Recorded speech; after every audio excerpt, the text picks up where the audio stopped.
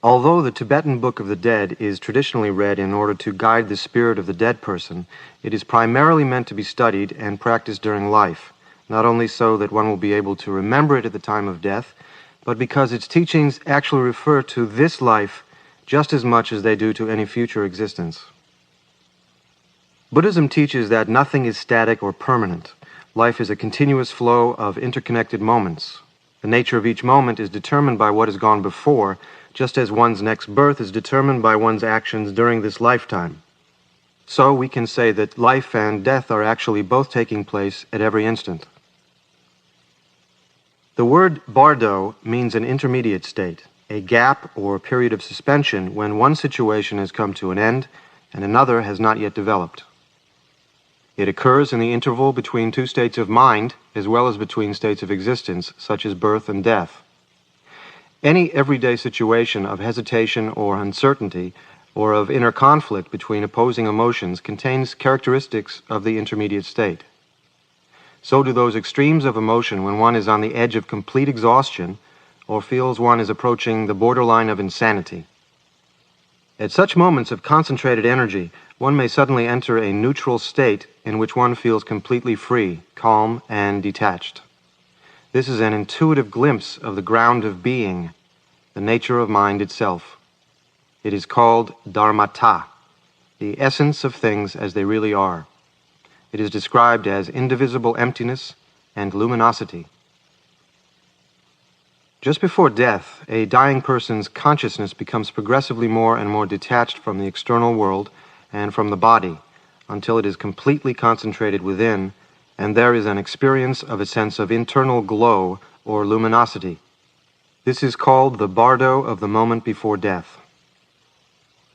After death, the consciousness is freed from the limitations of the physical body and is able to perceive a subtle level of existence where everything manifests as sounds and colors instead of solid material forms. Underlying all these appearances is a luminosity, the light of reality, and if one can recognize that and merge with it, one reaches the absolute level of dharmakaya. If one is unable to let go into that state, visions of the Buddhas and other divine beings appear, first in peaceful forms and then in wrathful forms, offering many different approaches to enlightenment. At the same time, our memories of the ordinary world of suffering, or samsara, also beckon us, appearing as paths of colored light leading us to future rebirth in one of the 6 realms of existence. Next come terrifying experiences of judgment by Mara, the Lord of Death, and the pursuit and torture by avenging demons. The fundamental teaching of the whole text is to recognize that these visions are the projections of one's own mind. As soon as one realizes this, one is liberated from the visions. Finally, if one has been unable to recognize this, one enters the bardo of becoming, the transition to a future birth in one of the 6 realms. Even at this point, there are still opportunities to recognize the luminosity, because the focus of the mind is concentrated by intense fear. Instead of escaping into a new form of existence, the consciousness in the bardo can stop and confront this fear, and so attain liberation from it. If this fails, the text gives instructions on choosing a new birth that will be of benefit to oneself and others. All these situations described in the Tibetan Book of the Dead can be seen as symbolic or visionary pictures of events and experiences in human life. For instance, even at the last minute, there is always the possibility of refusing to give in to anger or passion, refusing to be caught up in that world, and preventing the birth of some seemingly inevitable situation. The 6 realms of existence represent both the various states of mind into which our consciousness is continually reborn and the different ways of experiencing the world. They arise from the instinctive emotional reactions to the openness and brilliance of the luminosity. The realm of hell, the lowest of the 6 realms, is the most intense, dominated by aggression, hatred, and anger. Hell can be burning hot, an environment of claustrophobic terror, or icy cold, a frozen isolation that results from pride and resentment towards others. The realm of hungry ghosts develops from greed, a hunger that continually increases and can never be satisfied. Possession brings no pleasure to the hungry ghost, only searching and grasping matter, so there is a sense of endless frustration and disappointment, even though one is surrounded by food and wealth. The animal realm arises from ignorance.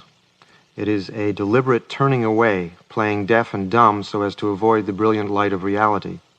It can create a comfortable, predictable way of life, but one that is also very mechanical and without any sense of humor, unable to respond to the unexpected or the unknown. The human realm is based on passion and enjoyment. It contains qualities of exploration, striving, and creativity that may lead to success and fulfillment, but also suspicion and doubt that continually undermine the sense of achievement. The realm of the jealous gods is based on a fundamental sense of jealousy or envy, as though the very existence of others is a threat to one's own survival. Here, no relationship is possible without intrigue. One must always be on one's guard against hidden enemies and on the watch for opportunities to win, either by diplomacy or superior strength. The realm of gods develops from pride, an instinctive self-consciousness which arises when faced with the impersonal openness of the luminosity. It is the highest realm of self-development, pleasure, and peace, with the feeling that one is invincible and immortal. We can easily recognize in these 6 realms the familiar psychological states of daily life, but at the same time we always possess within us inherent Buddha nature, the latent possibility of enlightenment, which appears as aspects of wisdom or enlightenment corresponding to our particular tendencies. In the intermediate state, they manifest as the 5 Tathagatas or Buddhas, inviting us to dissolve into the rays of light that stream out from their hearts. The 5 wisdoms are the liberated energy of enlightenment, but in samsara they are distorted into the 5 negative emotions or poisons.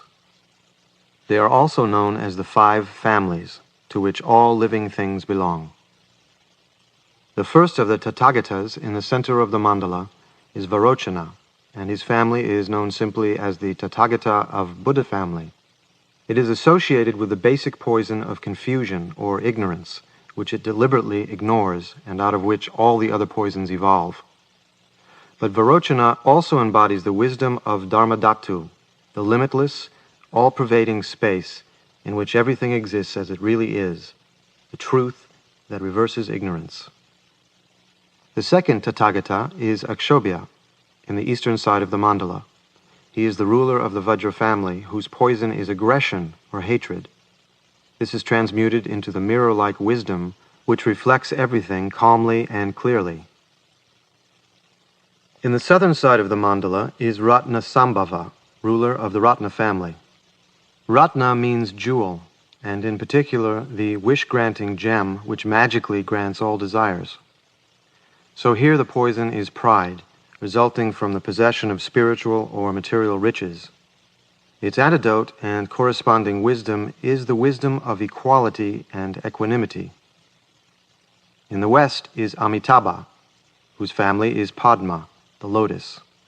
The poison of this family is desire or passion, grasping hungrily at everything, and its wisdom is the wisdom of discrimination, which provides the coolness and carefulness that allows for passion to be transformed into compassion.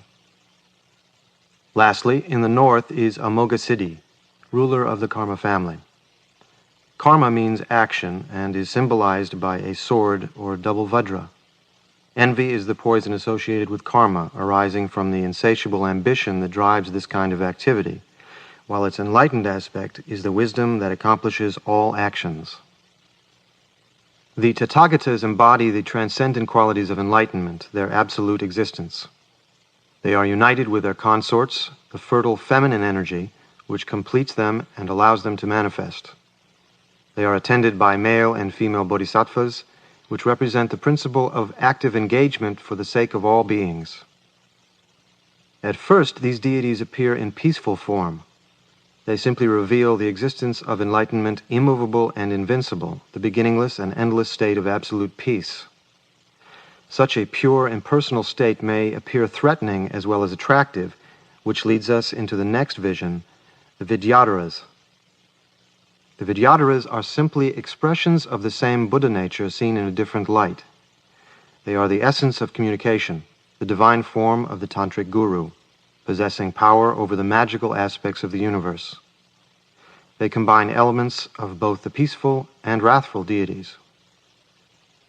If we do not respond to the communication of the Vidyadharas, they become transformed into their wrathful manifestations, the Herukas. The basic qualities of the five families continue, but now their energy is expressed in a very dramatic and powerful way. This is the ruthless, unyielding quality of peacefulness, which does not allow any escape. Fundamentally, the quality of the five families is a peaceful state because it is completely stable and nothing can disturb it. The tremendous energy of that peaceful state now manifests itself as wrathful.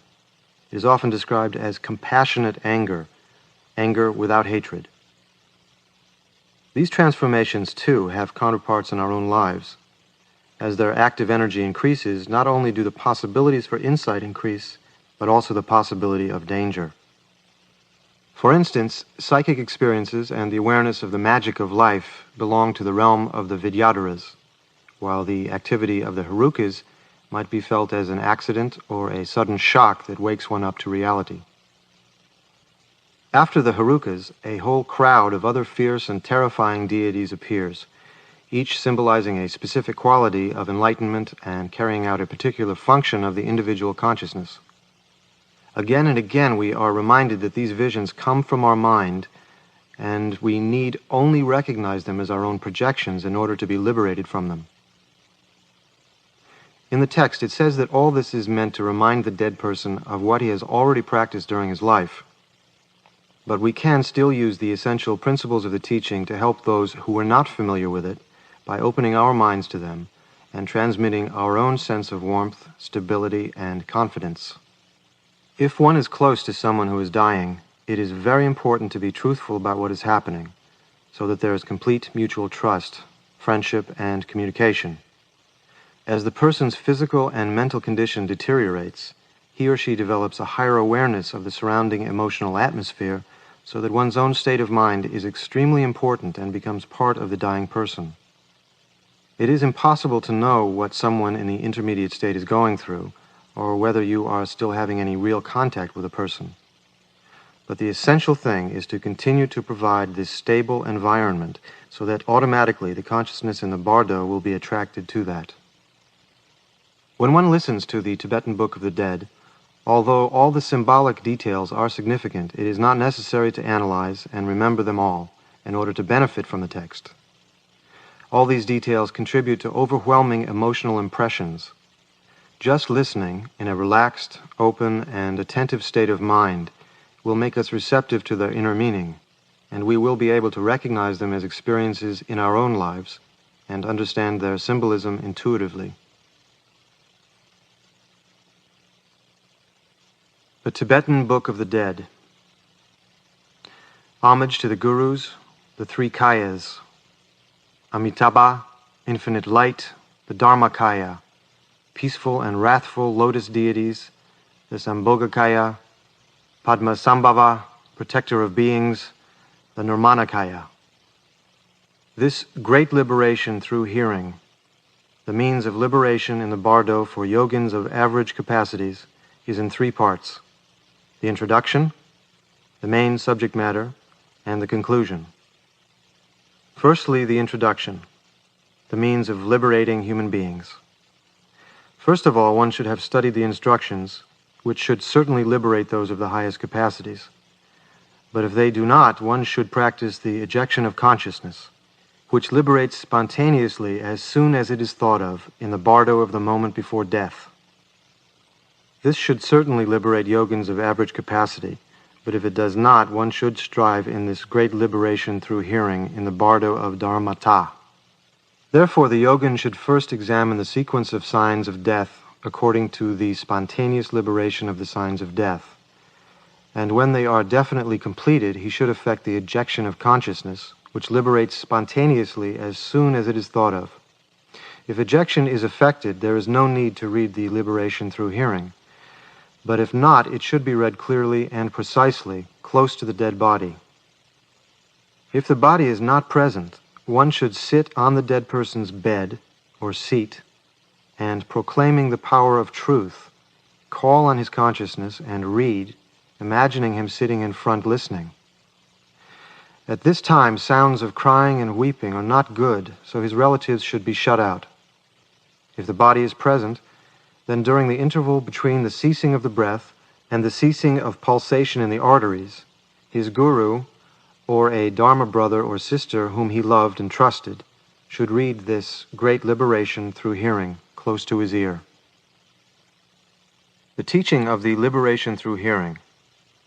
An elaborate offering should be made to the 3 jewels if the materials are available, but if they are not available, one should set out whatever there is and visualize the rest without limit. One should say the inspiration prayer calling on the Buddhas and Bodhisattvas for rescue 7 or 3 times. Then loudly recite the inspiration prayer for the deliverance from the dangerous pathway of the Bardo and the main verses of the Bardo. Then read the Great Liberation through hearing 7 or 3 times. It is in 3 parts, showing the luminosity in the Bardo of the moment before death, the great reminder of showing in the Bardo of Dharmata, and the instructions for closing the entrance to the womb of becoming. First, showing the luminosity in the Bardo of the moment before death. By having this read to them, all kinds of ordinary people who have received teachings but have not recognized although they are intelligent, or who have recognized but have practiced little, will recognize the basic luminosity and bypass the Bardo experience to reach the unoriginated Dharmakaya. The method of instruction. It is best if his principal guru from whom he requested teaching can be present, but otherwise a Dharma brother or sister with whom he has taken the Samaya vow, or a spiritual friend in the same lineage. If none of these are to be found, then someone who can read aloud clearly and precisely should read it several times. This will remind him of what his guru has shown him, and he will immediately recognize the basic luminosity and be liberated. There is no doubt. The time of instruction. When respiration has ceased, prana is absorbed into the wisdom duti, and luminosity free from complexities shines clearly in the consciousness. If prana is reversed and escapes into the right and left nadis, the Bardo state appears suddenly, so the reading should take place before the prana escapes into the right and left nadis. The length of time during which the inner pulsation remains after respiration has ceased is just about the time taken to eat a meal. The method of instruction. It is best if ejection of consciousness is effected when the respiration is just about to stop. But if it has not been effected, one should say these words. O child of noble family, now the time has come for you to seek a path. As soon as your breath stops, what is called the basic luminosity of the first Bardo, which your guru has already shown you, will appear to you. This is the Dharmata. Open and empty like space, luminous void, pure naked mind, without center or circumference. Recognize then and rest in that state, and I too will show you at the same time. This should be firmly implanted in his mind by repeating it many times over in his ear until he stops breathing. Then, when the ceasing of the breath is heard, one should lay him down on the right side in the lion position and firmly press the 2 pulsating arteries which induce sleep until they have stopped throbbing. Then the prana which has entered the duti will not be able to go back and will be certain to emerge through the Brahmarandra. Now the showing should be read. At this time the first Bardo, which is called the luminosity of Dharmata, the undistorted mind of the Dharmakaya, arises in the mind of all beings. Ordinary people call this state unconscious because the prana sinks into the avaduti during the interval between the ceasing of the breath and of the pulsation. The time it lasts is uncertain, depending on the spiritual condition and the state of yogic training. It lasts for a long time in those who have practiced much, were steady in the meditation practice of tranquility and sensitive. In striving to show such a person, one should repeat the instruction until pus comes out from the apertures of his body. In wicked and insensitive people, it does not last longer than a single snapping of the fingers, but in some it lasts for the time taken to eat a meal. As most sutras and tantras say that this unconscious state lasts for 4.5 days, generally one should strive to show the luminosity for that length of time. The method of instruction. If he is able, he will work with himself from the instructions already given. But if he cannot by himself, then his guru, or a disciple of his guru, or a Dharma brother or sister who was a close friend, should stay nearby and read aloud clearly the sequence of the signs of death. Now the sign of earth dissolving into water is present, water into fire, fire into air, air into consciousness.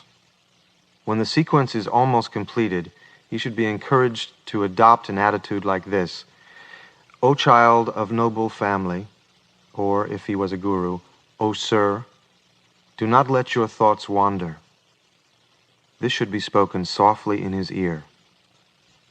In the case of a Dharma brother or sister or anyone else, one should call him by name and say these words: O child of noble family, that which is called death has now arrived, and you should adopt this attitude.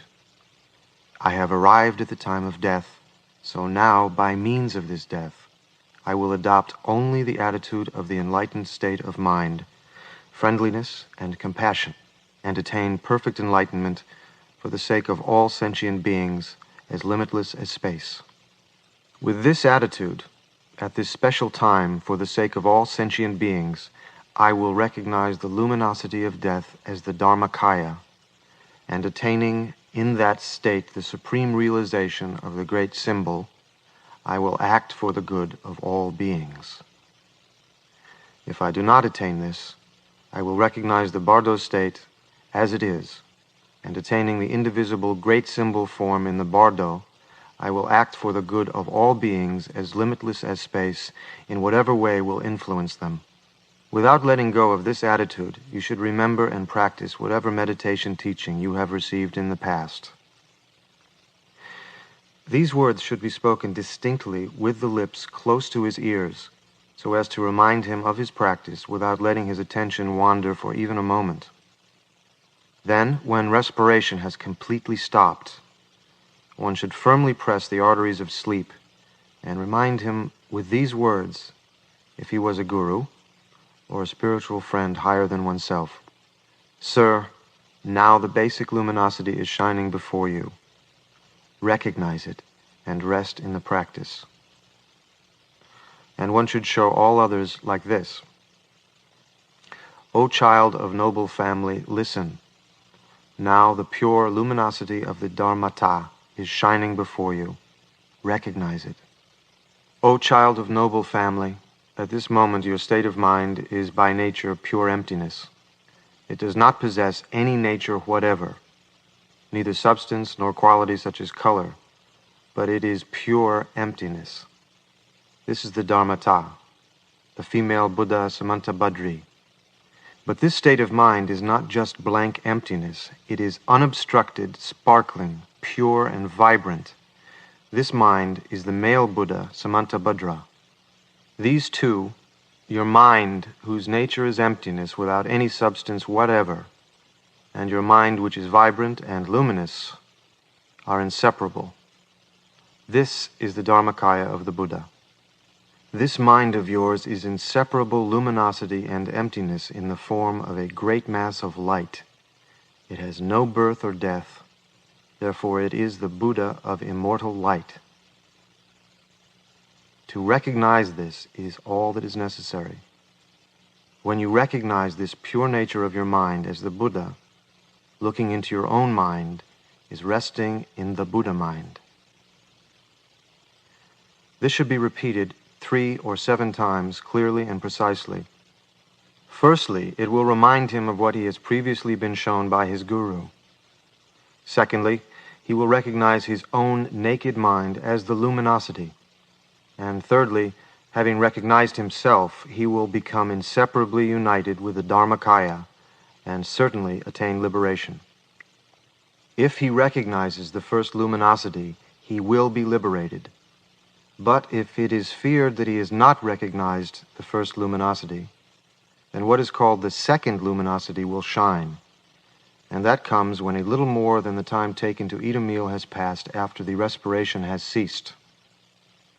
According to good or bad karma, the prana escapes into the right or left nadi and comes out through the apertures of the body, and the consciousness suddenly becomes clear.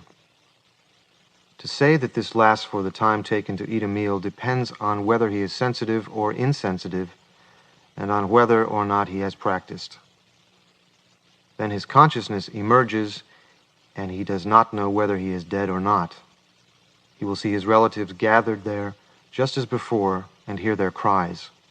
During this time, when the violent, confused projections of karma have not yet appeared, and the terrors of the lords of death have not yet come, the instructions should be given. Here there is a distinction between the perfection stage and the generation stage. If he was working on the perfection stage, one should call his name 3 times and repeat the instructions given above for showing the luminosity. If he was working on the generation stage, one should read aloud the sadhana and description of his yidam, and remind him with these words: O child of noble family, meditate on your yidam and do not be distracted. Concentrate intensely on your yidam. Visualize him as an appearance without substance of his own, like the moon in water. Do not visualize him as having a solid form. If he is an ordinary person, one should show him by saying, meditate on the Lord of great compassion.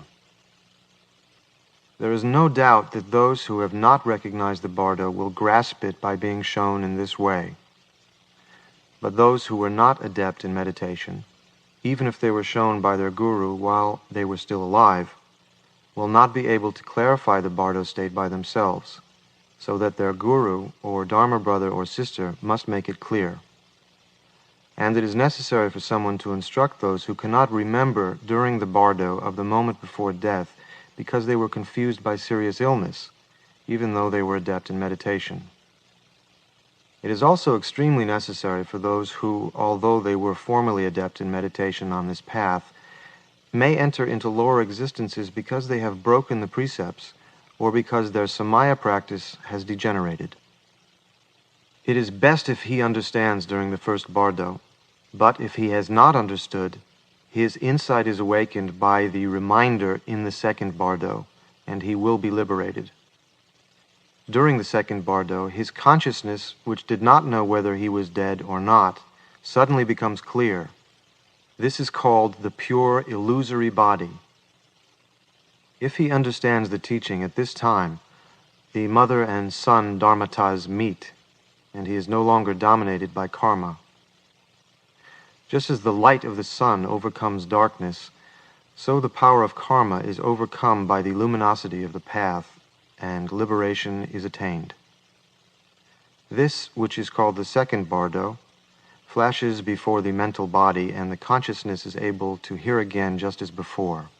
If this instruction is understood at this time, its purpose is fulfilled, and since the confused projections of karma have not yet appeared, he is able to direct himself anywhere.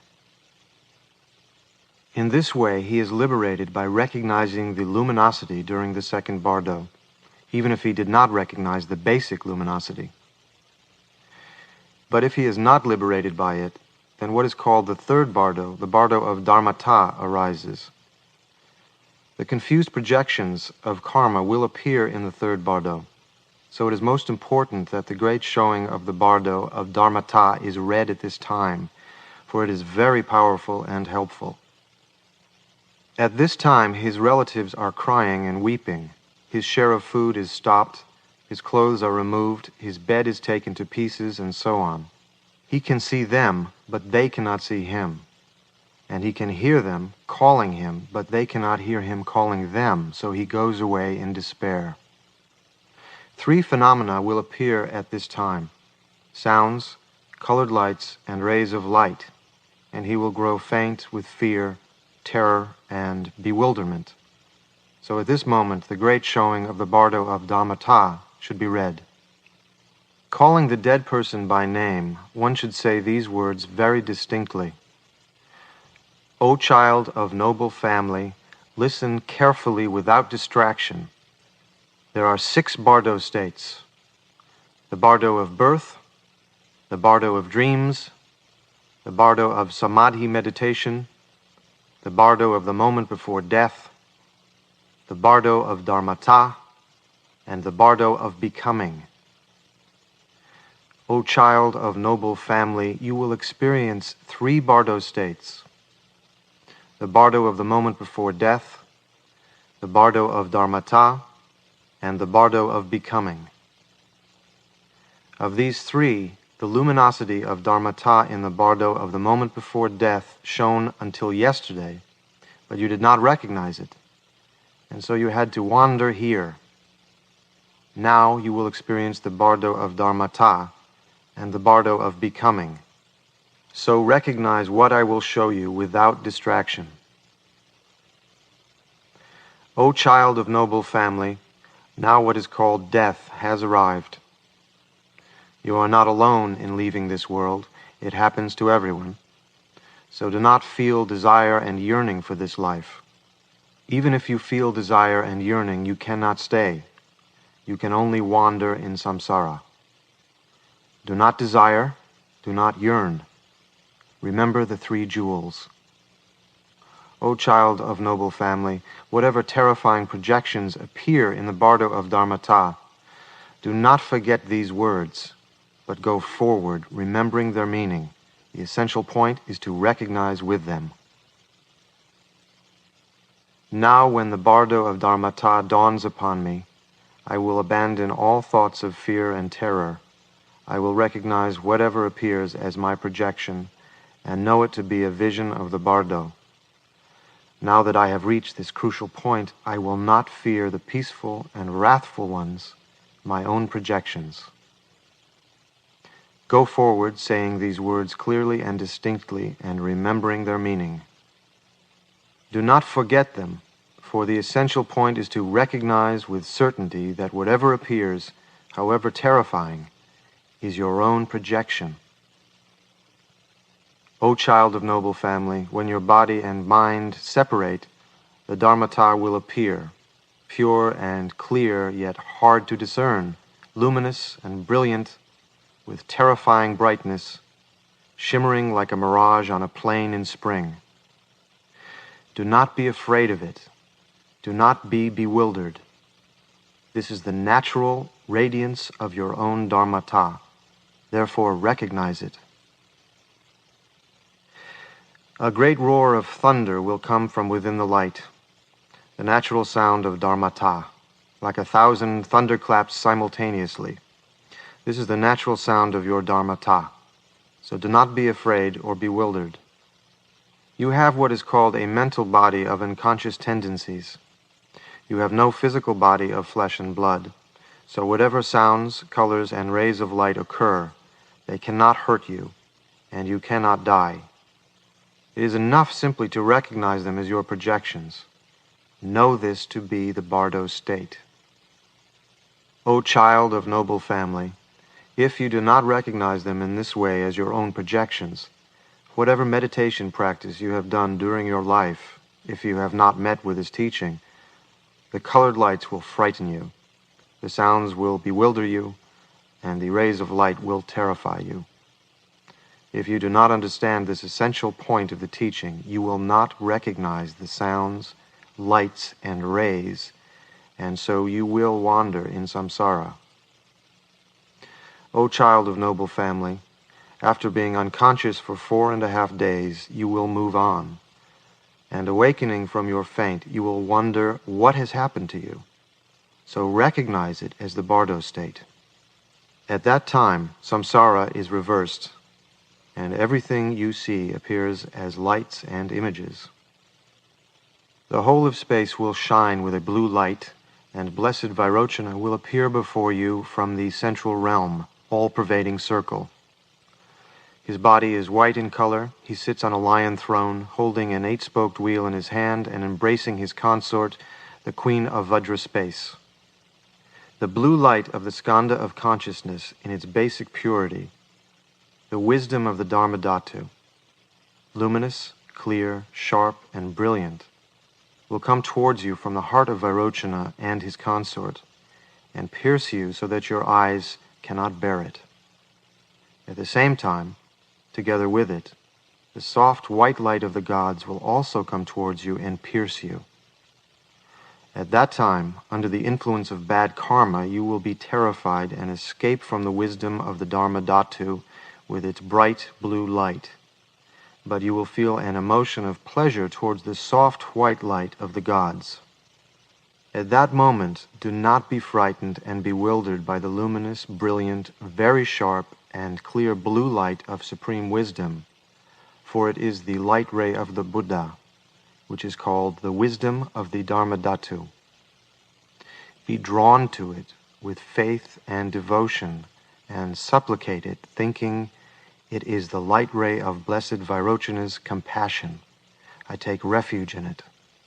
It is Blessed Vairochana coming to invite you to the dangerous pathway of the Bardo. It is the light ray of Vairochana's compassion. Do not take pleasure in the soft white light of the gods. Do not be attracted to it or yearn for it.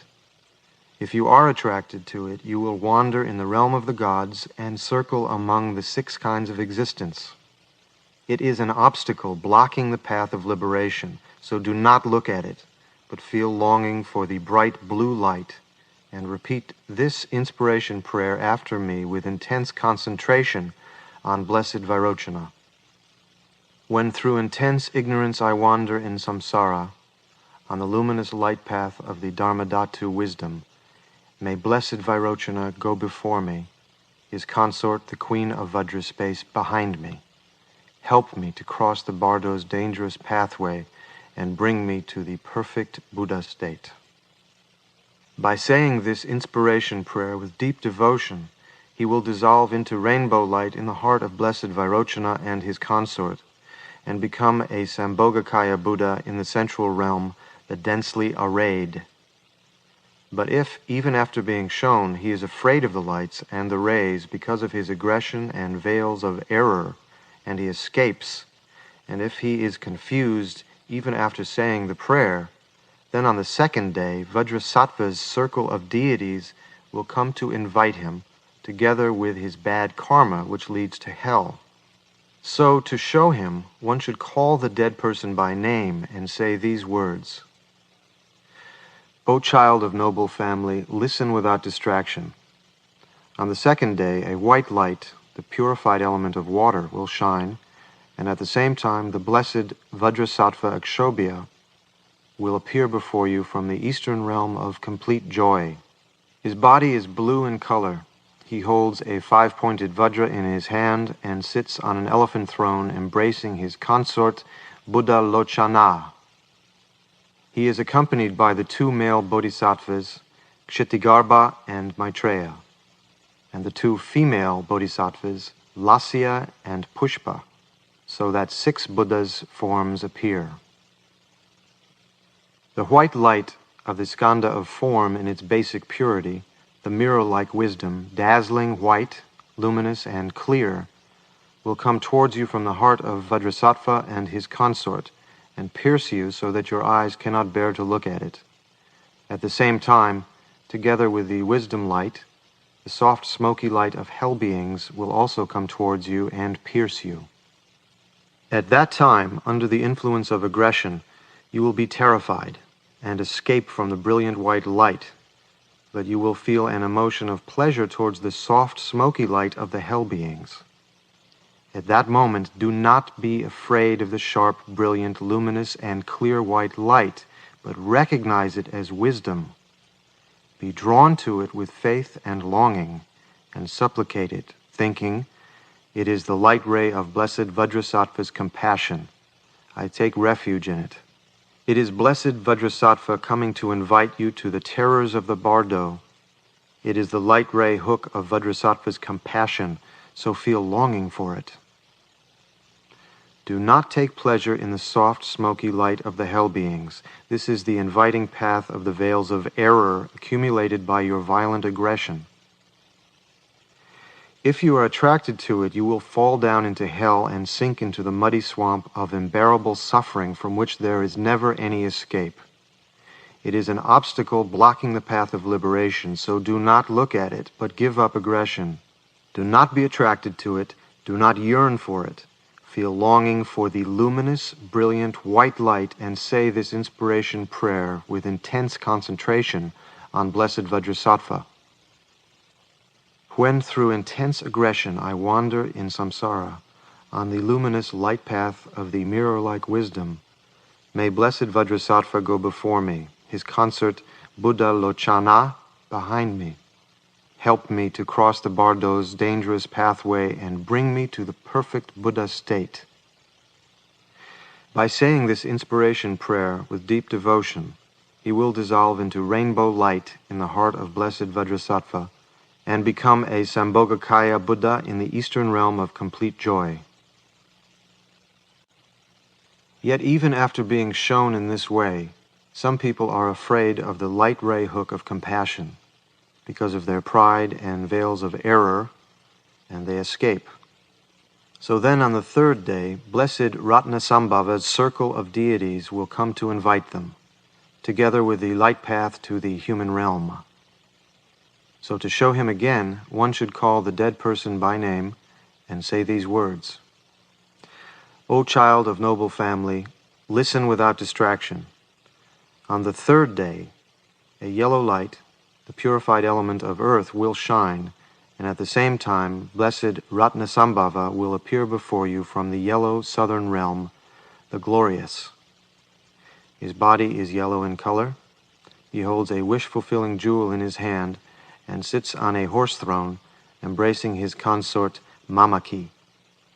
He is accompanied by the two male bodhisattvas Akashagarbha and Samantabhadra, and the two female bodhisattvas Mala and Dupa, so that 6 Buddha forms appear out of the space of rainbow light. The yellow light of the skanda of feeling in its basic purity, the wisdom of equality, brilliant yellow, adorned with discs of light, luminous and clear, unbearable to the eyes, will come towards you from the heart of Ratnasambhava and his consort and pierce your heart so that your eyes cannot bear to look at it. At the same time, together with the wisdom light, the soft blue light of human beings will also pierce your heart. At that time, under the influence of pride, you will be terrified and escape from the sharp, clear yellow light, but you will feel an emotion of pleasure and attraction towards the soft blue light of human beings. At that moment, do not be afraid of the yellow light, luminous and clear, sharp and bright, but recognize it as wisdom. Let your mind rest in it, relaxed, in a state of non-action, and be drawn to it with longing. If you recognize it as the natural radiance of your own mind, even though you do not feel devotion and do not say the inspiration prayer, all the forms and lights and rays will merge inseparably with you, and you will attain enlightenment.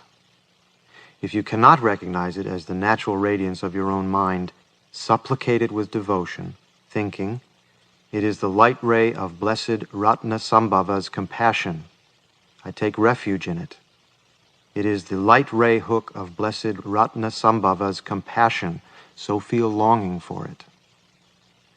Do not take pleasure in the soft blue light of human beings.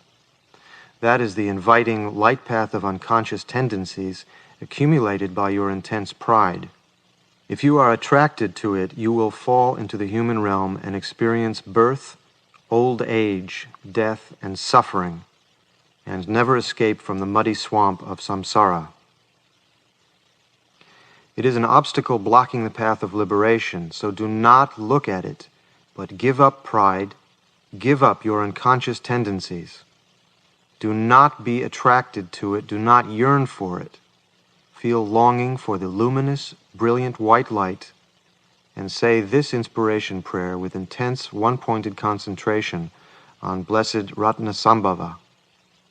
When through intense pride I wander in samsara, on the luminous light path of the wisdom of equality, may blessed Ratnasambhava go before me, his consort Mamaki behind me, help me to cross the Bardo's dangerous pathway and bring me to the perfect Buddha state. By saying this inspiration prayer with deep devotion, he will dissolve into rainbow light in the heart of blessed Ratnasambhava and his consort, and become a Sambhogakaya Buddha in the southern realm, the glorious. By being shown in this way, liberation is certain, however weak one's capacities may be. Yet, even after being shown like this many times, there are people whose good opportunities have run out, such as those who have done great evil or let their samaya practice degenerate, who will not recognize. Disturbed by desire and veils of error, they will be afraid of the sounds and lights and will escape. So then on the fourth day, blessed Amitabha's circle of deities will come to invite them, together with the light path of the hungry ghosts built from desire and meanness. To show him again, one should call the dead person by name and say these words: O child of noble family, listen without distraction. On the fourth day, a red light, the purified element of fire, will shine, and at the same time, blessed Amitabha will appear before you from the red western realm, the blissful.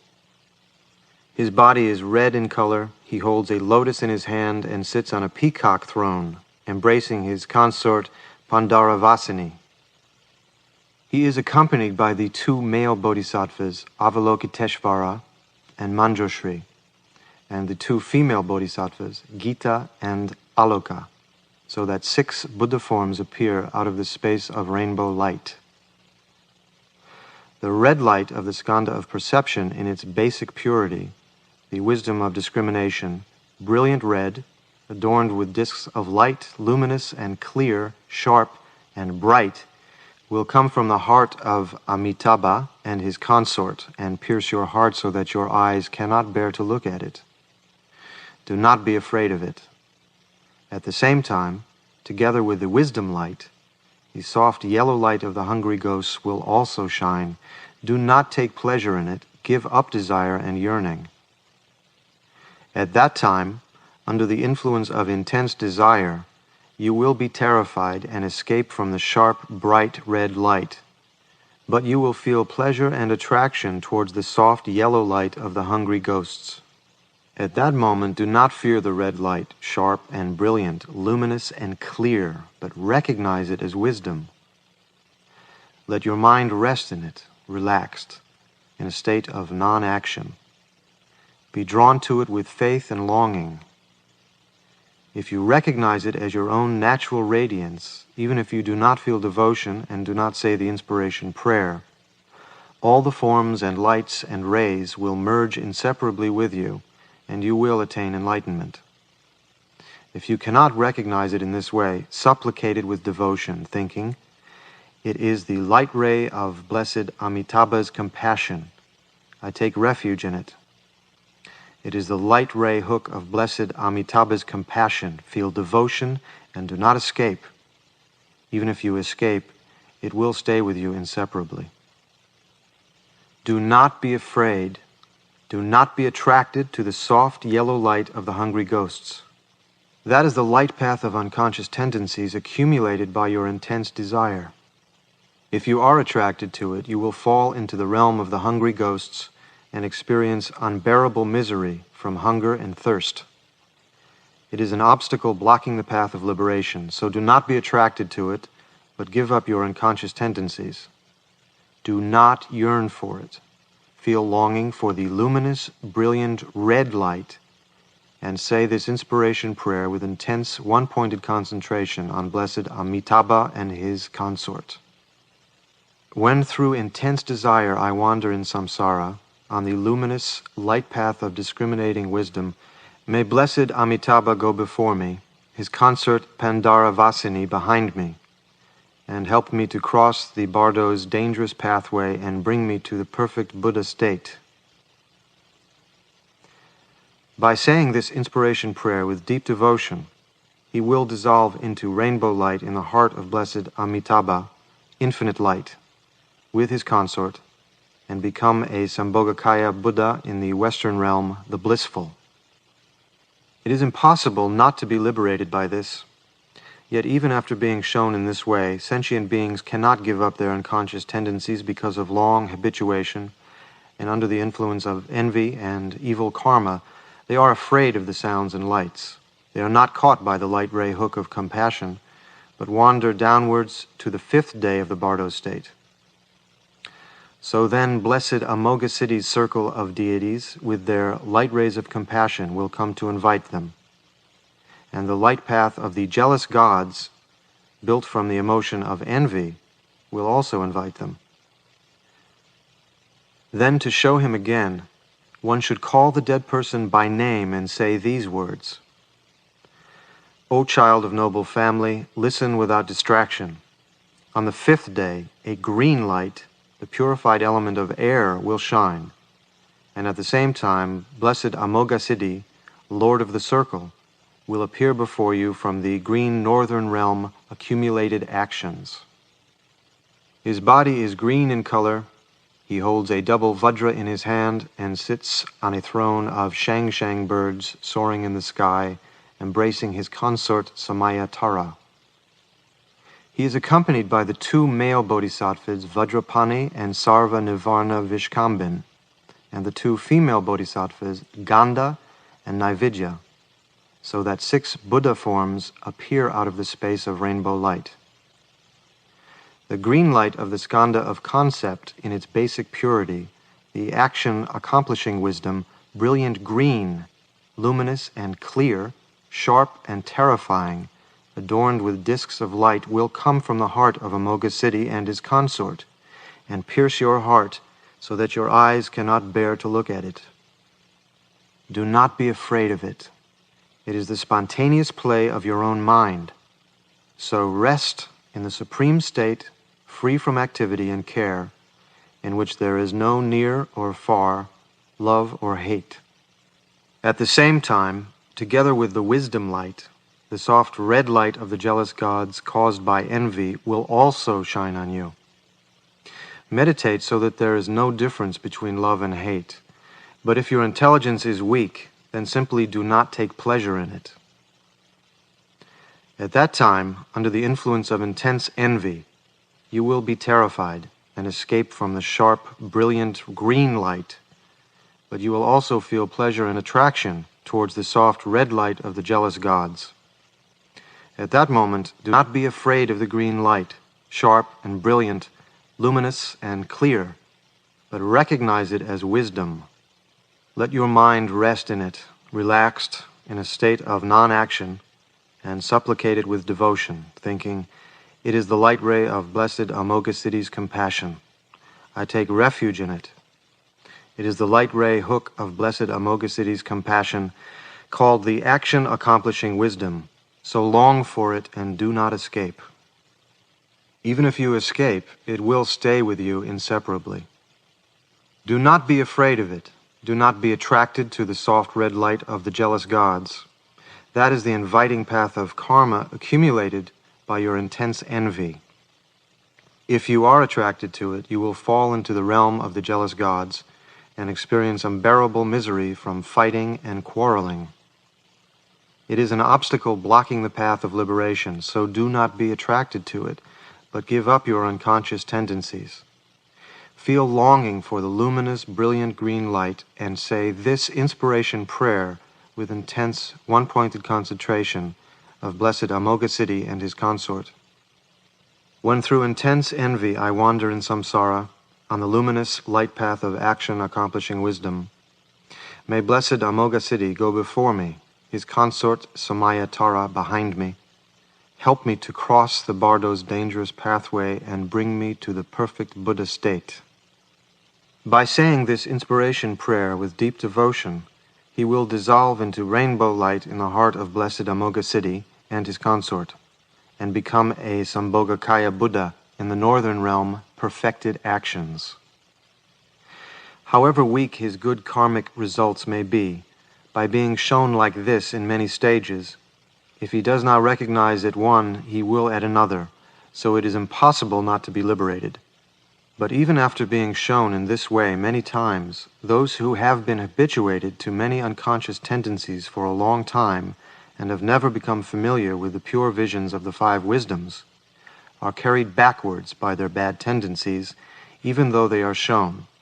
So they are not caught by the light ray hook of compassion, but become bewildered and frightened by the lights and rays and wander downwards.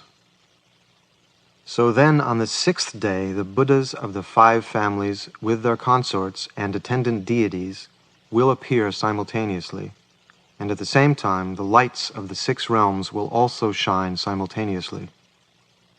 To show him, one should call the dead person by name and say these words: O child of noble family, listen without distraction. Even though you were shown when the light of each of the five families appeared until yesterday, under the influence of bad tendencies you were bewildered by them, and so you have remained here until now. If you had recognized the natural radiance of the wisdoms of those five families as your own projection, you would have dissolved into rainbow light in the body of one of the five families and become a Sambhogakaya Buddha. But because you did not recognize, you have gone on wandering here until this time. So now watch without distraction. Now the five families will appear all together, and what is called the four wisdoms combined will come to invite you. Recognize them. O child of noble family, the four colored lights of the four purified elements will shine. At the same time, the Buddha Vairochana and his consort will appear just as before from the central realm all-pervading circle. The Buddha Vajrasattva, with his consort and attendants, will appear from the eastern realm complete joy. The Buddha Ratnasambhava, with his consort and attendants, will appear from the southern realm, the glorious. The Buddha Amitabha, with his consort and attendants, will appear from the western blissful realm of lotuses. And the Buddha Amoghasiddhi, with his consort and attendants, will appear from the northern realm, perfected actions, out of the space of rainbow light. O child of noble family, beyond those Buddhas of the five families, the wrathful guardians of the gates will also appear. Vijaya, the victorious; Yamantaka, destroyer of death; Hayagriva, the horse-necked; and Amrita Kundali, coil of nectar. And the female guardians of the gates: Ankusha, the hook; Pasha, the noose; Shunkala, the chain; and Ganta, the bell. The six sages, the blessed ones, will also appear. Indra, of the 100 sacrifices, sage of the gods; Vemachitra, splendid robe, sage of the jealous gods; the lion of the Shakyas, sage of human beings; Dhruva Singha, steadfast lion, sage of the animals; Jvalamukha, flaming mouth, sage of the hungry ghosts; and Dharmaraja, the Dharma king, sage of the hell beings. Samantabhadra and Samantabhadri, the all-good father and mother of all the Buddhas, will also appear. These 42 deities of the Sambhogakaya will emerge from within your own heart and appear before you. They are the pure form of your own projections, so recognize them. O child of noble family, those realms too do not exist anywhere else, but lie in the four directions of your heart, with the center as fifth, and now they emerge from within your heart and appear before you. Those images too do not come from anywhere else, but are the primordial, spontaneous play of your mind. So recognize them in this way. O child of noble family, those images are neither large nor small, but perfectly proportioned. They each have their own adornments, their costume, their color, their posture, their throne, and their symbol. They are spread out in 5 couples. Each of the 5 is encircled by a halo of the 5 colored lights. The whole mandala, the male and female deities of the families, will appear completely, all at once. Recognize them, for they are your yidams. O child of noble family, from the heart of those Buddhas of the 5 families and their consorts, the light rays of the 4 wisdoms will each shine upon your heart, very fine and clear, like sunbeams stretched out. First, the wisdom of the Dharmadhatu, a cloth of luminous white light rays, brilliant and terrifying, will shine upon your heart from the heart of Vairochana. In this cloth of light rays, a sparkling white disk will appear, very clear and bright, like a mirror facing downwards, adorned with 5 disks like itself, ornamented with disks and smaller disks, so that it has no center or circumference. From the heart of Vajrasattva, on the luminous blue cloth of the mirror-like wisdom, will appear a blue disk like a turquoise bowl, face downwards, adorned with disks and smaller disks. From the heart of Ratnasambhava, on the luminous yellow cloth of the wisdom of equality, will appear a yellow disk like a golden bowl, face downwards, adorned with disks and smaller disks. From the heart of Amitabha, on the luminous red cloth of the wisdom of discrimination, will appear a sparkling red disk like a coral bowl, face downwards, shining with the deep light of wisdom, very clear and bright, adorned with 5 disks like itself, ornamented with disks and smaller disks, so that it has no center or circumference. They too will shine upon your heart. O child of noble family, these also have arisen out of the spontaneous play of your own mind. They have not come from anywhere else. So do not be attracted to them, do not fear them, but stay relaxed in a state free from thought. In that state, all the images and light rays will merge with you, and you will attain enlightenment. O child of noble family, the green light of action-accomplishing wisdom does not appear because the energy of your wisdom is not yet fully matured. O child of noble family, this is called the experience of the 4 wisdoms combined, the passageway of Vajrasattva. At this time, remember your Guru's previous teachings on the showing. If you remember the meaning of the showing, you will have faith in your earlier experiences, and so you will recognize them, like the meeting of mother and son, or like seeing old friends again. As though cutting off doubt, you will recognize your own projections and enter the pure, changeless path of the Dharmata. And through that faith, a continuous meditative state will arise, and you will dissolve into the great self-existing form of wisdom and become a Sambhogakaya Buddha who never falls back. O child of noble family, together with the wisdom lights, the lights of the impure, illusory 6 realms will shine.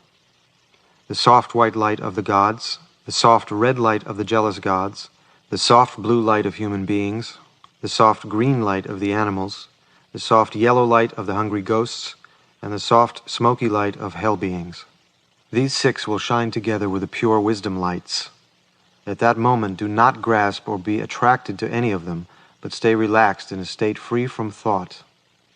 If you are afraid of the pure wisdom lights and attracted to the impure lights of the 6 realms, you will take on the body of a creature of the 6 realms, and you will grow weary, for there is never any escape from the great ocean of the misery of samsara.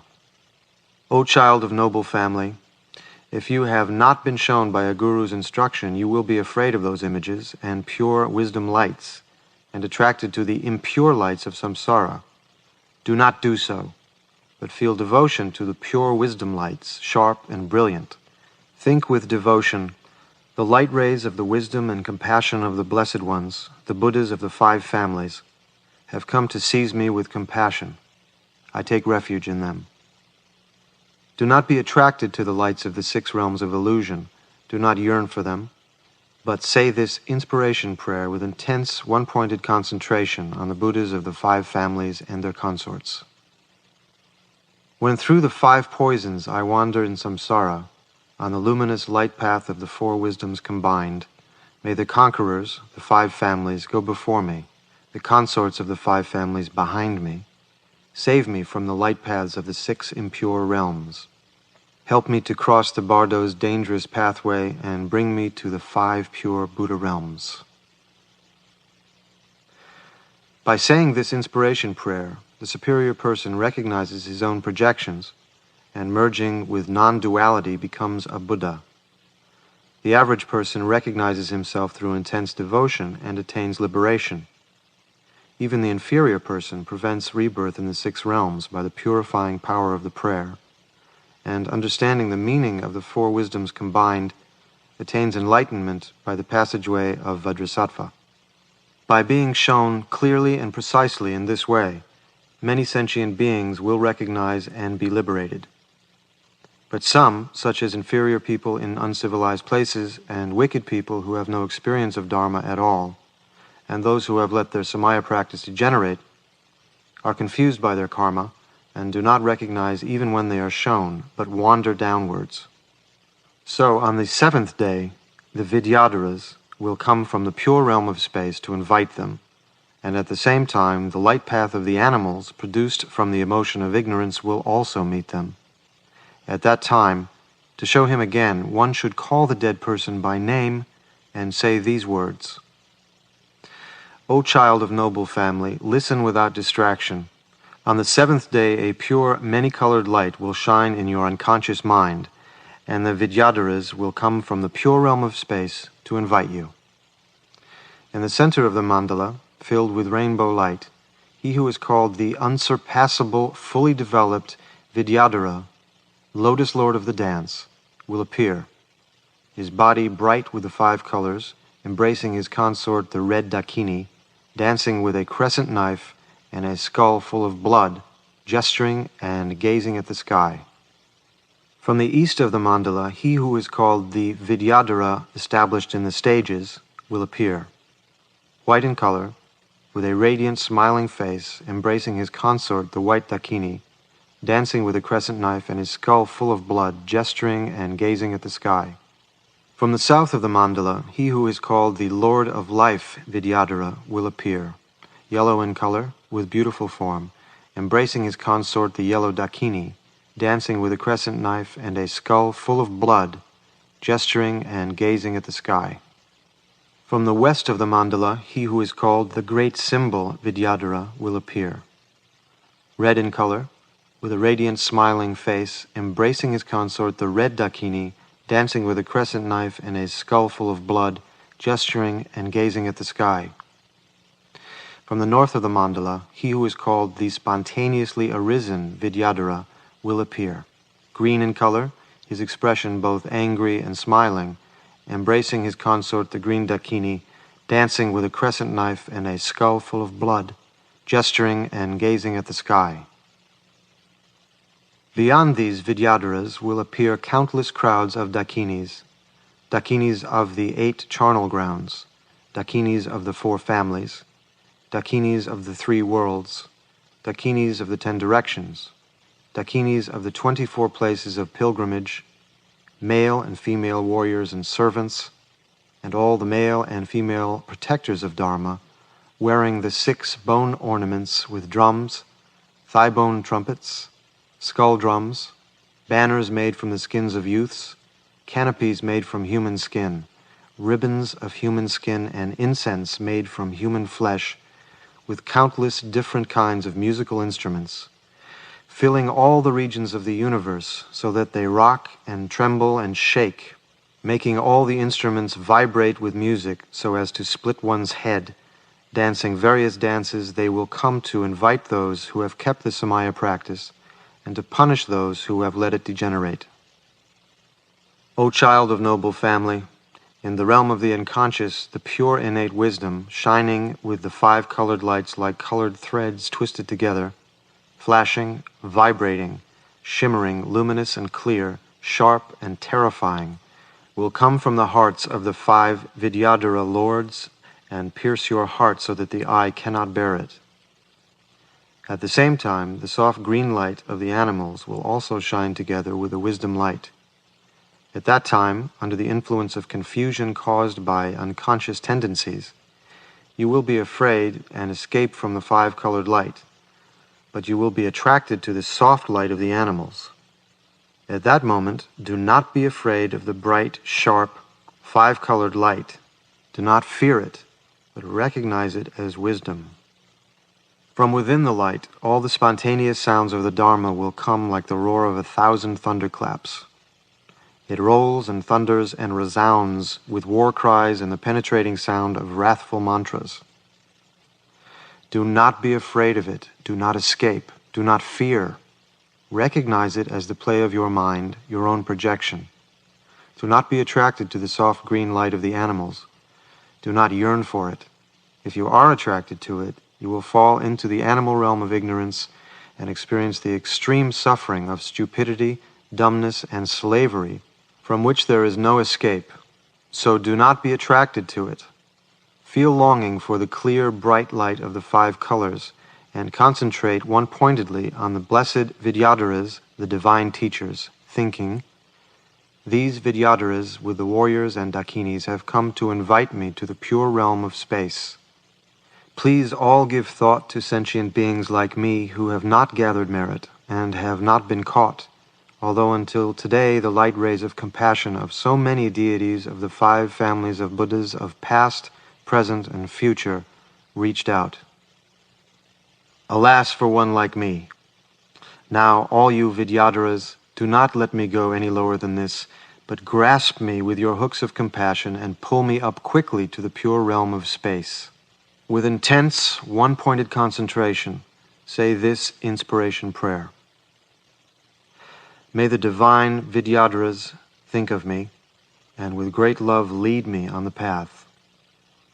When through intense tendencies I wander in samsara on the luminous light path of the innate wisdom, may Vidyadharas and warriors go before me, their consorts the Dakinis behind me. Help me to cross the Bardo's dangerous pathway and bring me to the pure realm of space. By saying this inspiration prayer with deep devotion, he will dissolve into rainbow light in the heart of the divine Vidyadharas and be born in the pure realm of space. There is no doubt. All the types of spiritual friends, too, recognize as a result of this and are all liberated. Even those with bad unconscious tendencies are certainly liberated here. The end of the first part of the Great Liberation Through Hearing, showing the luminosity during the Bardo at the moment before death, and showing during the peaceful Bardo of the Dharmata. Iti samaya gya gya gya.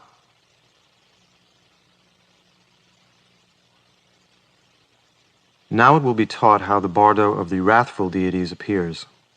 Up to now there have been 7 stages in the dangerous pathway of the Bardo of the peaceful deities, and by being shown at each of the stages, even if he has not recognized at one, he will have at another, and boundless attainments of liberation occur. But although many are liberated like this, sentient beings are great in number. Bad karma is very strong. The veils of error are heavy and thick. The unconscious tendencies last for a long time, and this cycle of confusion and ignorance neither wears out nor increases. So there are many who are not liberated, but wander downwards, although they have been shown accurately in this way. So then, after the meeting by the peaceful deities and the Vidyadharas and Dakinis is over, the 58 blazing, blood-drinking, wrathful deities will appear, transformed from the previous peaceful deities.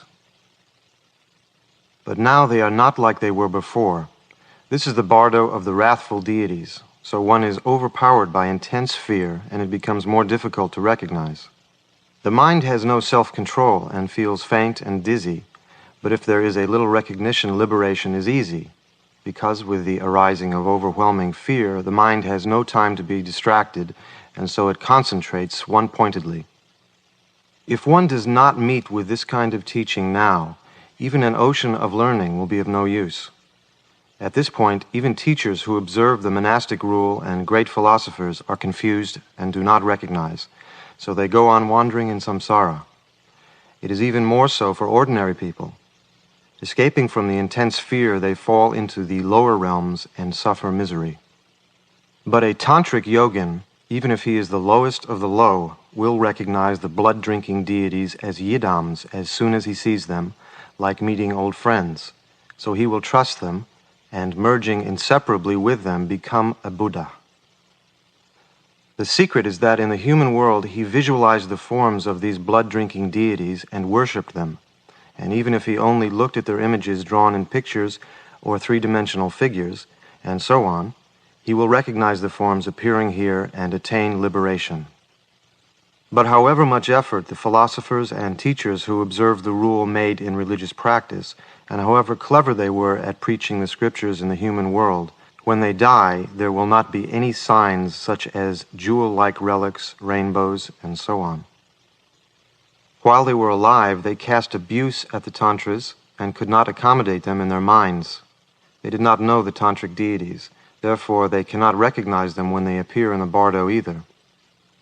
Suddenly seeing something they have never seen before, they think of it as an enemy and feel aggression towards it, and as a result they go to the lower realms. That is the reason why, however good those philosophers and observers of the rule were, since they did not practice the tantras, signs such as various kinds of jewel-like relics and rainbows do not occur among them. A follower of Tantra, even if he is the lowest of the low, however coarsely he behaved in this world and however uncultured and unrefined he was, even if he was unable to practice the Tantric teachings, just because he had faith in the Tantras and did not have any doubt or disbelief, will attain liberation at this point. So although his behavior was unconventional in the human world, when he dies, at least one sign, such as jewel-like relics or rainbows, will appear. This is because this tantric teaching has very great power. Tantric yogins who are above average, who have meditated on the visualization and complete practices, and practiced recitation of heart mantras and so on, need not wander so far down in the bardo of dharmata.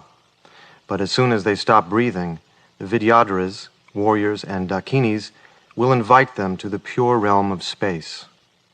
As a sign of this, the sky clears and they dissolve into rainbow light, and rain of flowers, fragrance of incense, sounds of musical instruments in the air, light rays, jewel-like relics, and so on appear.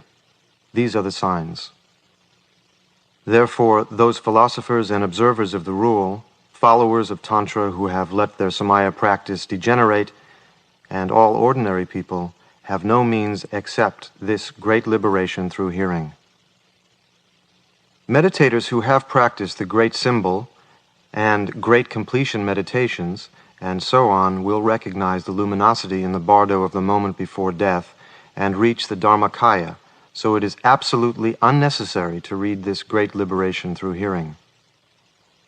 If they recognize the luminosity during the bardo of the moment before death, they will reach the Dharmakaya. If they recognize during the bardo of Dharmata, when the peaceful and wrathful deities appear, they will reach the Sambhogakaya.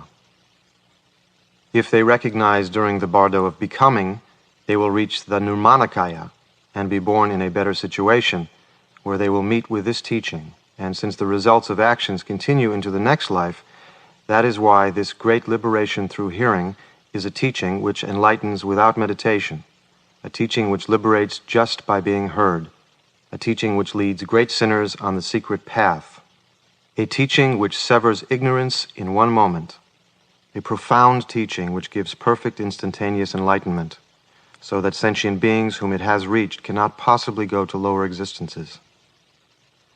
Both it and the liberation through wearing should be read aloud, for the two combined are like a golden mandala inlaid with turquoise. Now that the great necessity of the liberation through hearing has been taught in this way, it will be shown how the bardo of the wrathful deities appears. Calling the dead person 3 times by name, one should say these words: O child of noble family, listen without distraction. Although the bardo of the peaceful deities has already appeared, you did not recognize, so you have wandered further on to hear. Now on the 8th day, the blood-drinking, wrathful deities will appear. Recognize them without being distracted. O child of noble family, he who is called glorious great Buddha Haruka will emerge from within your own brain and appear before you actually and clearly. His body is wine-colored, with 3 heads, 6 arms, and 4 legs spread wide apart. The right face is white, the left one red, and the center one wine-colored. His body blazes like a mass of light. His 9 eyes gaze into yours with a wrathful expression. His eyebrows are like flashes of lightning. His teeth gleam like copper. He laughs aloud with shouts of ah la la and ha ha, and sends out loud whistling noises of shoo. His red gold hair flies upwards blazing. His heads are crowned with dried skulls and the sun and moon. His body is garlanded with black serpents and fresh skulls. His 6 hands hold a wheel in the first hand on the right, an axe in the middle, and a sword in the last, a bell in the first on the left, a plowshare in the middle, and a skull cap in the last. His consort Buddha, Krodishvari, embraces his body, with her right hand clasped around his neck and her left hand holding a skull full of blood to his mouth. He sends out loud palatal sounds and roaring sounds of thunder. Flames of wisdom shoot out from between the blazing Vajra hairs of his body. He stands on a throne supported by Garudas, with 1 pair of legs bent and the other stretched out. Do not be afraid of him. Do not be terrified. Do not be bewildered. Recognize him as the form of your own mind. He is your Yidam, so do not be afraid. He is really blessed Vairochana with his consort, so do not fear. Recognition and liberation are simultaneous. When this is said, he will recognize the Yidam and, merging inseparably with it, become a Buddha in the Sambhogakaya. But if he is afraid of it and escapes, and so does not recognize, then on the 9th day the blood-drinking manifestation of the Vajra family will come to invite him. So to show him again, one should call the dead person by name and say these words. O child of noble family, listen without distraction. On the 9th day, the blood-drinking manifestation of the Vajra family, called Blessed Vajraharuka, will emerge from the eastern quarter of your brain and appear before you. His body is dark blue in color, with 3 heads, 6 arms, and 4 legs spread wide apart. The right face is white, the left one red, and the center one blue. His 6 hands hold a Vajra in the first on the right, a skull cap in the middle, and an axe in the last, a bell in the first on the left, a skull cup in the middle, and a plowshare in the last. His consort Vajra Krodishvari embraces his body, with her right hand clasped around his neck and her left hand holding a skull full of blood to his mouth. Do not be afraid of him. Do not be terrified. Do not be bewildered. Recognize him as the form of your own mind. He is your Yidam, so do not be afraid. He is really blessed Vajrasattva with his consort, so have devotion. Recognition and liberation are simultaneous. When this is said, he will recognize the Yidam and, merging inseparably with it, become a Buddha in the Sambhogakaya. But if those whose karmic darkness is great are afraid of it and escape, and so do not recognize, then on the 10th day, the blood-drinking manifestation of the Ratna family will come to invite them. So to show him again, one should call the dead person by name and say these words. O child of noble family, listen without distraction. On the 10th day, the blood-drinking manifestation of the Ratna family, called Blessed Ratnaharuka, will appear before you from the southern quarter of your brain. His body is dark yellow in color, with 3 heads, 6 arms, and 4 legs spread wide apart. The right face is white, the left one red, and the center one blazing dark yellow. His 6 hands hold a jewel in the first on the right, a trident bearing 3 human heads in the middle, and a club in the last, a bell in the first on the left, a skull cup in the middle, and a trident in the last. His consort, Ratna Krodishvari, embraces his body, with her right hand clasped around his neck and her left hand holding a skull full of blood to his mouth.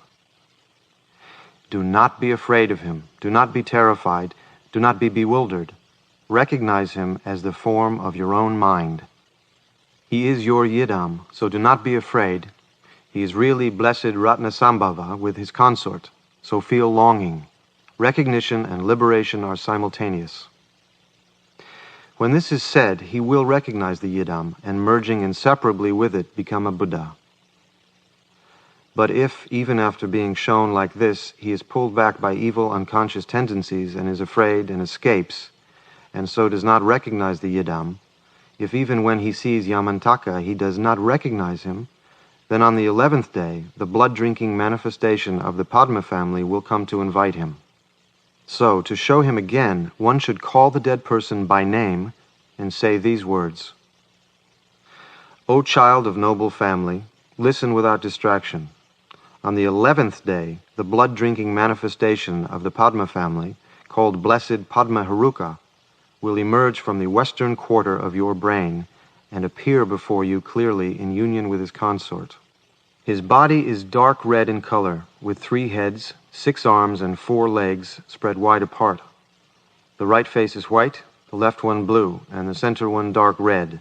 His 6 hands hold a lotus in the first on the right, a trident bearing 3 human heads in the middle, and a rod in the last, a bell in the first on the left, a skull cup filled with blood in the middle, and a small drum in the last.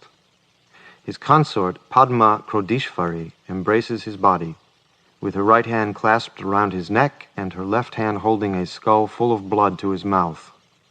Do not be afraid of him. Do not be terrified. Do not be bewildered.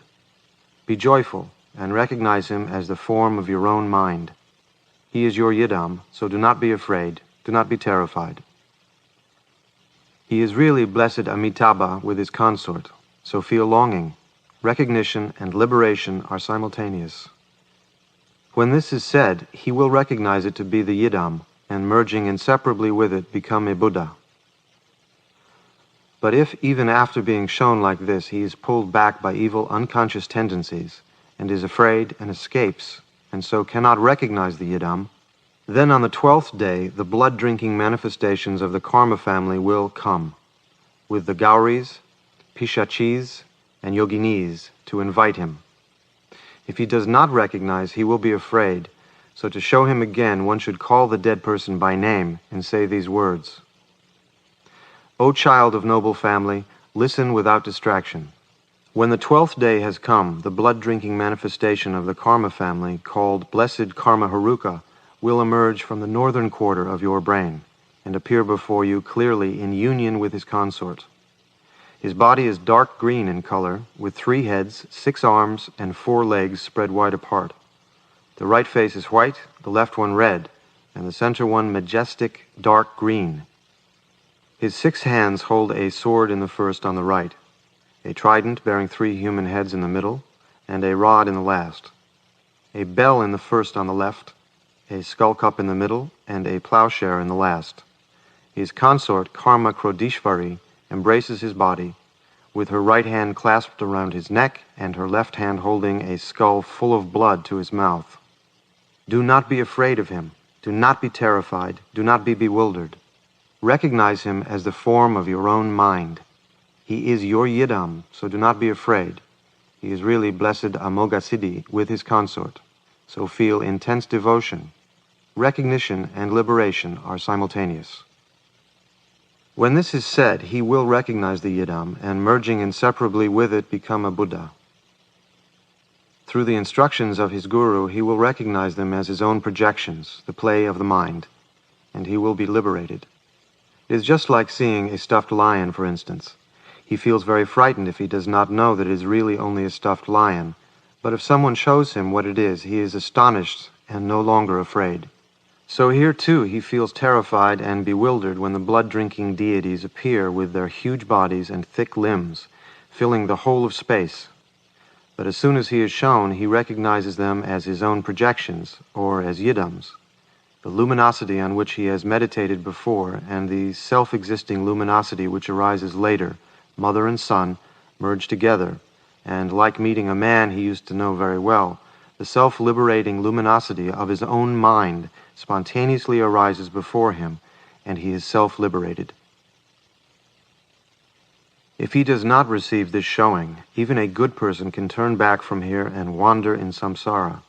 Then the 8 wrathful Gauris and the Pishachis with various heads will emerge from within his own brain and appear before him.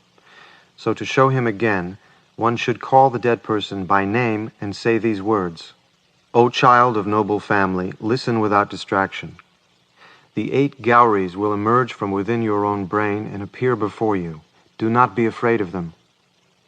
From the eastern quarter of your brain, white Gauri will appear to you, holding a corpse as a club in her right hand and a skull cup filled with blood in her left hand. Do not be afraid. From the south, yellow Gauri, shooting an arrow from a bow.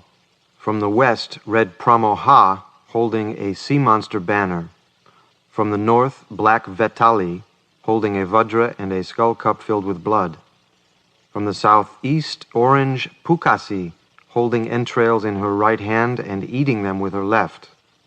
From the southwest, dark green Gasmari, drinking from a skull cup filled with blood, which she holds in her left hand and stirs with a vajra in her right hand. From the northwest, pale yellow Chandali, tearing a head and body apart, holding the heart in her right hand and eating the body with her left. From the northeast, dark blue Shmashani, tearing a head and body apart and eating. These 8 Gauris of the directions, surrounding the 5 blood-drinking Herukas, will emerge from within your own brain and appear before you. Do not be afraid of them. O child of noble family, listen without distraction. After them in turn, the 8 Pishachis of the holy places will emerge and appear before you.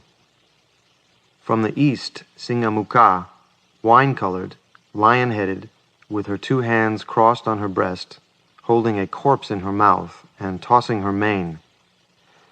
From the south, Vyagrimukha, red, tiger-headed, with her 2 arms crossed pointing downwards, her eyes staring and her teeth snarling. From the west, Shurgalamukha, black, fox-headed, holding a razor in her right hand and entrails in her left, eating them and licking the blood. From the north, Shvanamukha, dark blue, wolf-headed, carrying a corpse to her mouth with both hands, her eyes staring. From the southeast, Grudramukha, pale yellow, vulture-headed, carrying a large human corpse over her shoulder and holding a skeleton in her hand. From the southwest, Kankamukha, dark red, hawk-headed, carrying a large flayed skin over her shoulder. From the northwest, Kakamukha, black, raven-headed, holding a skull cup in her left hand and a sword in her right, and eating a heart and lungs. From the northeast, Ulumukha, dark blue, owl-headed, holding a vajra in her right hand and a sword in her left, and eating. These 8 Pishachis of the holy places, surrounding the 5 blood-drinking Herukas, will emerge from within your own brain and appear before you. Do not be afraid of them. Recognize whatever appears as the play of the mind, your own projections. O child of noble family, the 4 goddesses of the gates will also emerge from within your brain and appear before you, so recognize them. From the eastern quarter of your brain, Ankusha, white, tiger-headed, holding a goad and a skull cup filled with blood, will emerge and appear before you. From the south, Pasha, yellow, sow-headed, holding a noose. From the west, Shunkala, red, lion-headed, holding an iron chain. And from the north, Ganta, green, serpent-headed, holding a bell. These 4 goddesses of the gates will emerge from within your own brain and appear before you. Recognize them as Yidams. O child of noble family, after the 30 wrathful Herukas, the 28 yogins will emerge in turn from within your brain and appear before you, with various heads and bearing various symbols. Do not be afraid of them, but recognize whatever appears as the play of your mind, your own projections. At this moment of reaching the crucial point, remember the instructions of your Guru. O child of noble family, from the east, the 6 yoginis of the east will emerge from within your brain and appear before you. Rakshasi, demoness, wine-colored, with the head of a yak, holding a vajra in her hand. Brahmi, orange, serpent-headed, holding a lotus in her hand. Mahadevi, great goddess, dark green, leopard-headed, holding a trident in her hand. Lobha, greedy, blue, mongoose-headed, holding a wheel in her right hand. Kumari, virgin, red, with the head of a yellow bear, holding a short spear in her hand. And Indrani, white, with the head of a brown bear, holding a noose of entrails in her hand. Do not be afraid of them. O child of noble family, from the south, the 6 yoginis of the south will emerge from within your brain and appear before you. Vajra, yellow, with the head of a pig, holding a razor in her hand. Shanti, peace, red, with the head of a sea monster, holding a vase in her hand. Amrita, nectar of immortality, red, scorpion-headed, holding a lotus in her hand. Chandra, moon, white, hawk-headed, holding a vajra in her hand. Danda, club, dark green, fox-headed, holding a club in her hand. And Rakshasi, demoness, dark yellow, tiger-headed, holding a skull full of blood in her hand. Do not be afraid of them. O child of noble family, from the west, the 6 yoginis of the west will emerge from within your brain and appear before you.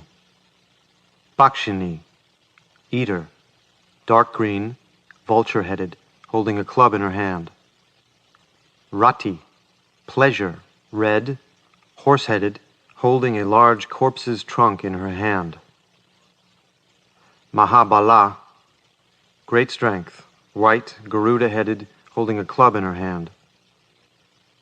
Rakshasi, demoness, red, dog-headed, cutting with a vajra razor in her hand. Kama, desire, red, with the head of a hoopoe, shooting an arrow from a bow in her hand. And Vasaraksha, protectress of wealth, dark green, with the head of a deer, holding a vase in her hand. Do not be afraid of them. O child of noble family, from the north the 6 yoginis of the north will emerge from within your own brain and appear before you. Vayudevi, wind goddess, blue, wolf-headed, waving a flag in her hand. Nari, woman, red, buffalo-headed, holding a stake in her hand. Varahi, sow, black, with the head of a sow, holding a noose of teeth in her hand. Vajra, red, with the head of a crow, holding a child's skin in her hand. Mahahastini, elephant, dark green, elephant-headed, holding a large corpse in her hand and drinking its blood. And Varuna Devi, water goddess, blue, serpent-headed, holding a noose of snakes in her hand. Do not be afraid of them. O child of noble family, the 4 yoginis of the gates will emerge from within your brain and appear before you. From the east, white Vajra, cuckoo-headed, holding an iron hook in her hand, and from the south, yellow Vajra, goat-headed, holding a noose in her hand. From the west, red Vajra, lion-headed, holding an iron chain in her hand. And from the north, dark green Vajra, serpent-headed, holding a bell in her hand.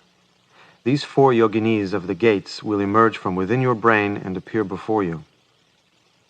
These 28 yoginis arise spontaneously from the play of the self-existing form of the wrathful Herukas, so recognize them. O child of noble family, the Dharmakaya appears as the peaceful deities out of part of the emptiness. Recognize it. The Sambhogakaya appears as the wrathful deities out of part of the luminosity, so recognize it. If at this time, when the 58 blood-drinking deities emerge from within your own brain and appear before you, you know that whatever appears has arisen out of your own radiant insight, you will immediately become a Buddha inseparable from the blood-drinking deities. O child of noble family, If you do not recognize in this way, you will be afraid of them and escape, and so go on to more suffering. If you do not recognize in this way, you will see all the blood-drinking deities as lords of death, and you will fear them. You will feel terrified and bewildered and faint. Your own projections will turn into demons, and you will wander in samsara. But if you are neither attracted nor afraid, you will not wander in samsara. O child of noble family, the largest body of these peaceful and wrathful deities are like the whole sky. The medium ones are like Mount Meru, and the smallest ones are like 18 of our bodies, one on top of the other. So do not be afraid of them. All phenomena appear as lights and images.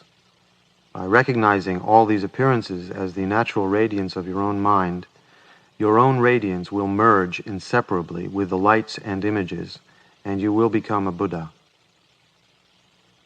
O child, whatever you see, however terrifying it is, recognize it as your own projection. Recognize it as the luminosity, the natural radiance of your own mind. If you recognize in this way, you will become a Buddha at that very moment. There is no doubt. What is called perfect instantaneous enlightenment will arise on the spot. Remember, O child of noble family, if you do not recognize now and are still afraid, all the peaceful deities will appear in the form of Mahakala, and all the wrathful deities will appear in the form of the Dharma King, the Lord of Death, and you will wander in samsara with all your projections turned into demons. O child of noble family, if you do not recognize your own projections, even though you have practiced Dharma for an eon and are learned in all the sutras and tantras, you will not become a Buddha. But if you recognize your projections, with one secret and one word, you will become a Buddha. If you do not recognize your projections, they will appear in the form of the Dharma King, the Lord of Death, in the Bardo of Dharmata, as soon as you are dead. The largest bodies of the Lords of Death fill the whole sky, and the medium ones are like Mount Meru. They will come filling the whole universe. With teeth biting the lower lip, glassy-eyed, their hair tied on top of their heads, with huge bellies and thin necks, holding the records of karma in their hands, shouting, "Strike and kill!" licking up brains, tearing heads from bodies, pulling out internal organs. In this way they will come, filling the whole universe. O child of noble family, when projections appear like this, do not be afraid. You have a mental body of unconscious tendencies, so even if you are killed and cut into pieces, you cannot die. You are really the natural form of emptiness, so there is no need to fear. The Lords of Death, too, arise out of your own radiant mind. They have no solid substance. Emptiness cannot be harmed by emptiness. Be certain that the external peaceful and wrathful deities, the blood-drinking Harukas, the animal-headed deities, the rainbow light, the terrifying forms of the Lords of Death, and so on, have no substantiality.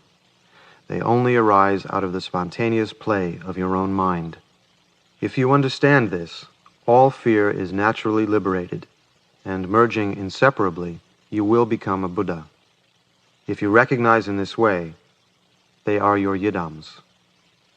Think with intense longing, they have come to invite me in the dangerous pathway of the Bardo. I take refuge in them. Remember the three jewels. Remember your own yidam. Call his name and supplicate him with these words. I am wandering in the Bardo, so be my rescuer. Seize me with compassion, O precious yidam. Call your guru's name and supplicate him. I am wandering in the Bardo, so be my rescuer. With your compassion, do not abandon me.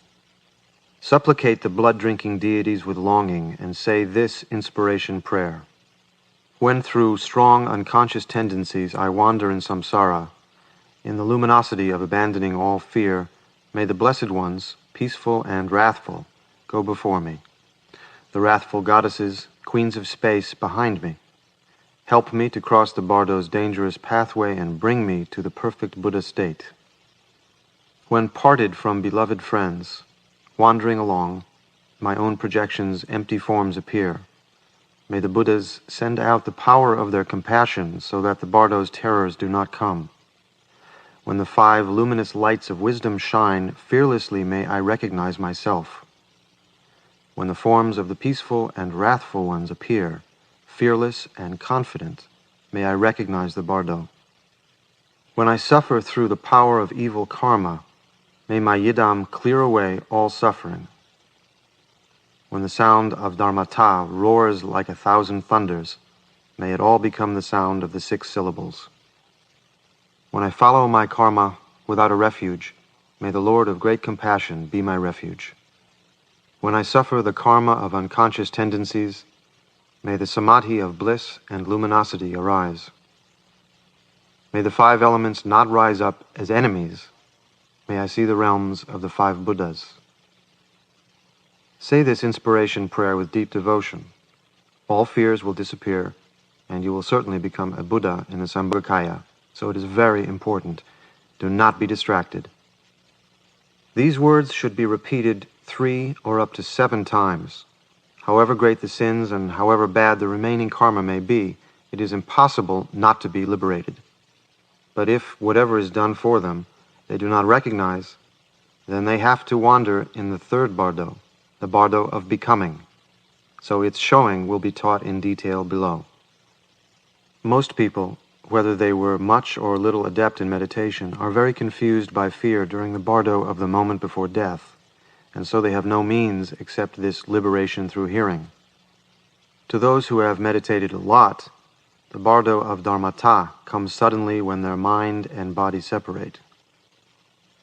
Those who have recognized their own mind and become experienced while they were alive are very strong when the luminosity appears during the Bardo of the moment before death.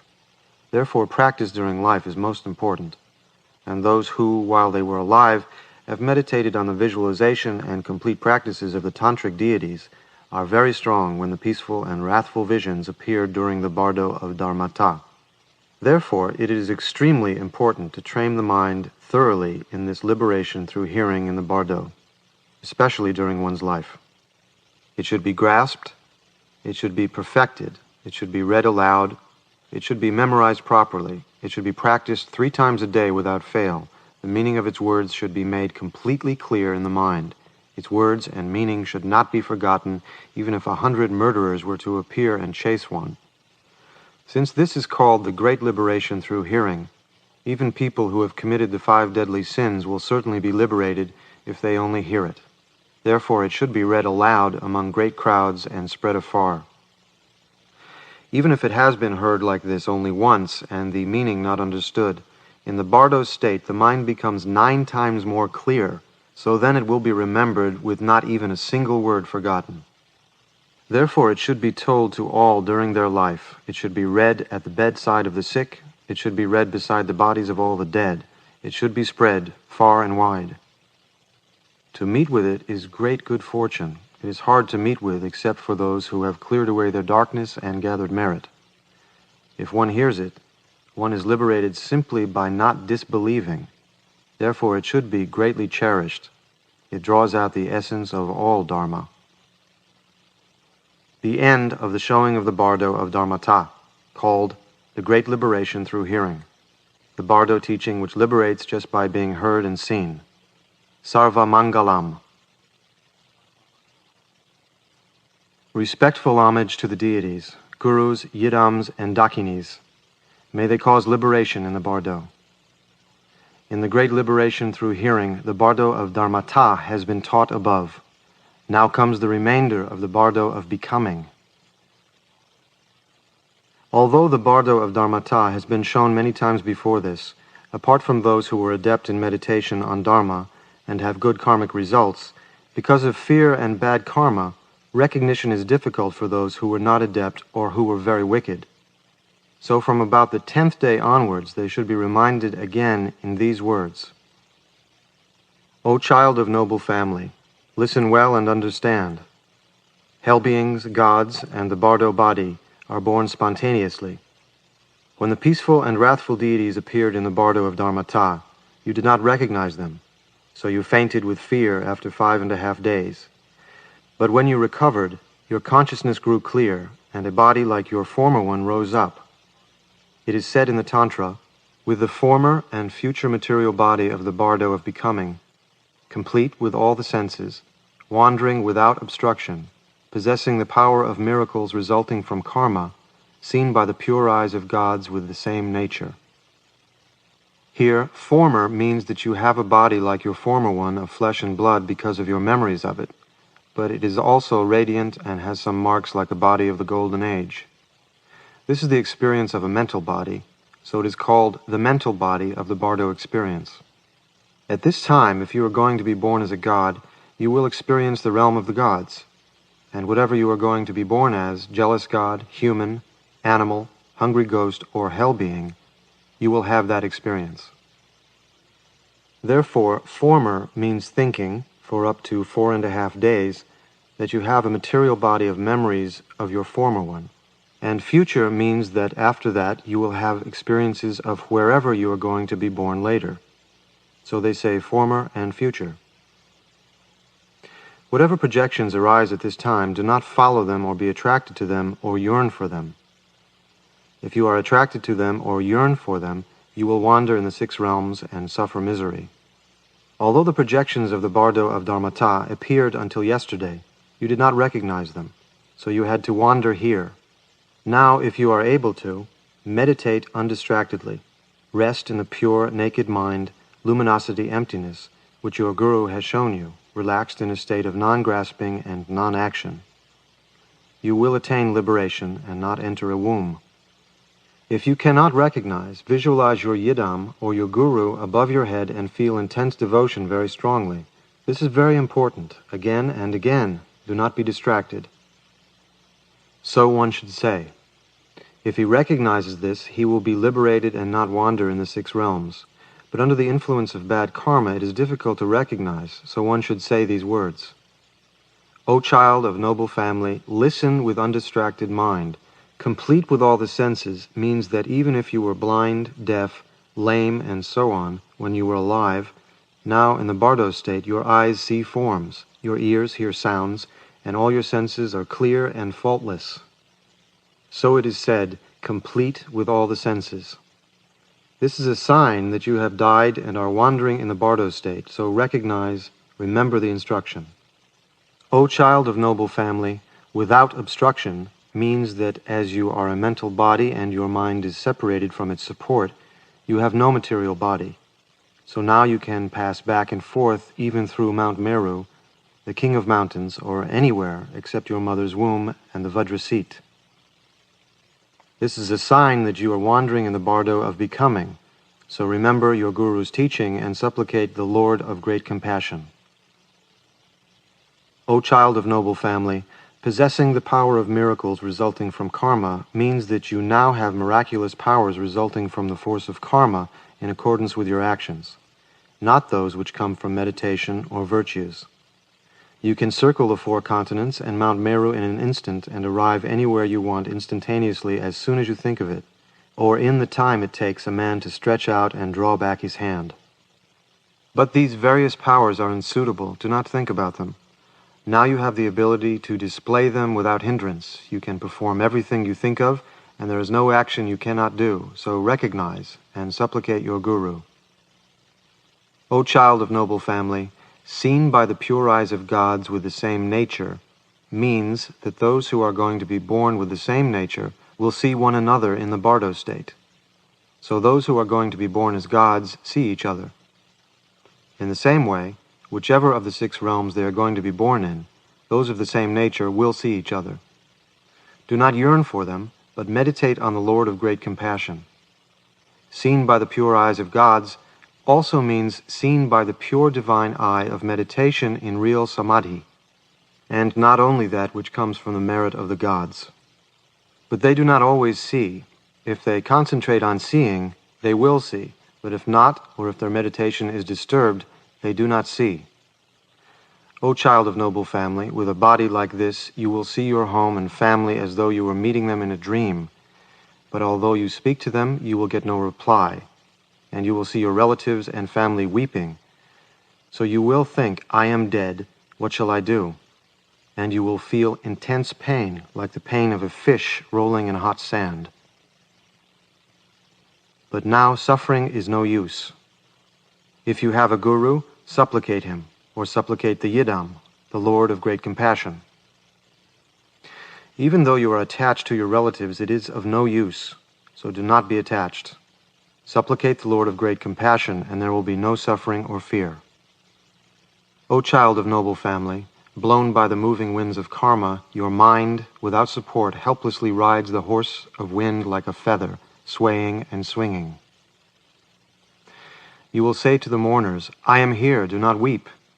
But they will not perceive you, so you will think, I have died. And now you will feel great pain. Do not suffer like that. All the time there will be a gray haze like the gray light of an autumn dawn, neither day nor night. This kind of bardo state will last for 1, 2, 3, 4, 5, 6, or 7 weeks, up to 49 days. It is said that the suffering in the bardo of becoming generally lasts for 21 days, but this is not quite certain because of the influence of karma.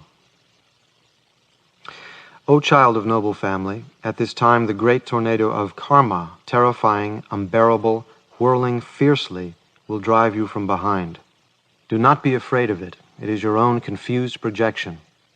Dense darkness, terrifying and unbearable, will go before you, with terrible cries of strike and kill. Do not be afraid of them. In the case of others who have done great evil, many flesh-eating demons will appear as a result of their karma, bearing various weapons, yelling war cries, shouting, kill, strike, and so on. You will feel that you are being chased by various terrifying wild animals and pursued by a great army in snow, rain, storms, and darkness. There will be sounds of mountains crumbling, of lakes flooding, of fire spreading, and of fierce winds springing up. In fear you will escape wherever you can, but you will be cut off by 3 precipices in front of you, white, red, and black, deep and dreadful, and you will be on the point of falling down them.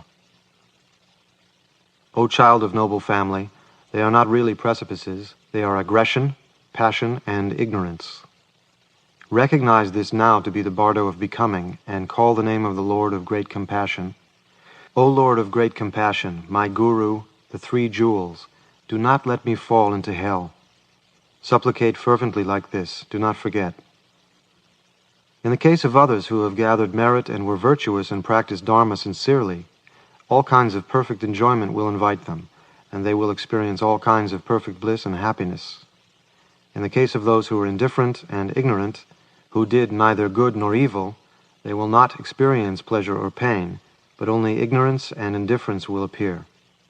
Whatever arises like this, O child of noble family, whatever pleasures and objects of desire, do not be attracted to them or yearn for them. Offer them to the Guru and the 3 jewels. Give up attachment and longing in your heart, and if the experience of indifference arises without either pleasure or pain, rest your mind in the great symbol state of an undistracted non-meditation. This is very important. O child of noble family, at this time bridges, shrines, and monasteries, huts, stupas, and so on will shelter you for a moment, but you will not stay there for long. Since your mind is separated from your body, you cannot settle down. You feel angry and cold, and consciousness becomes airy, speeding, swaying, and impermanent.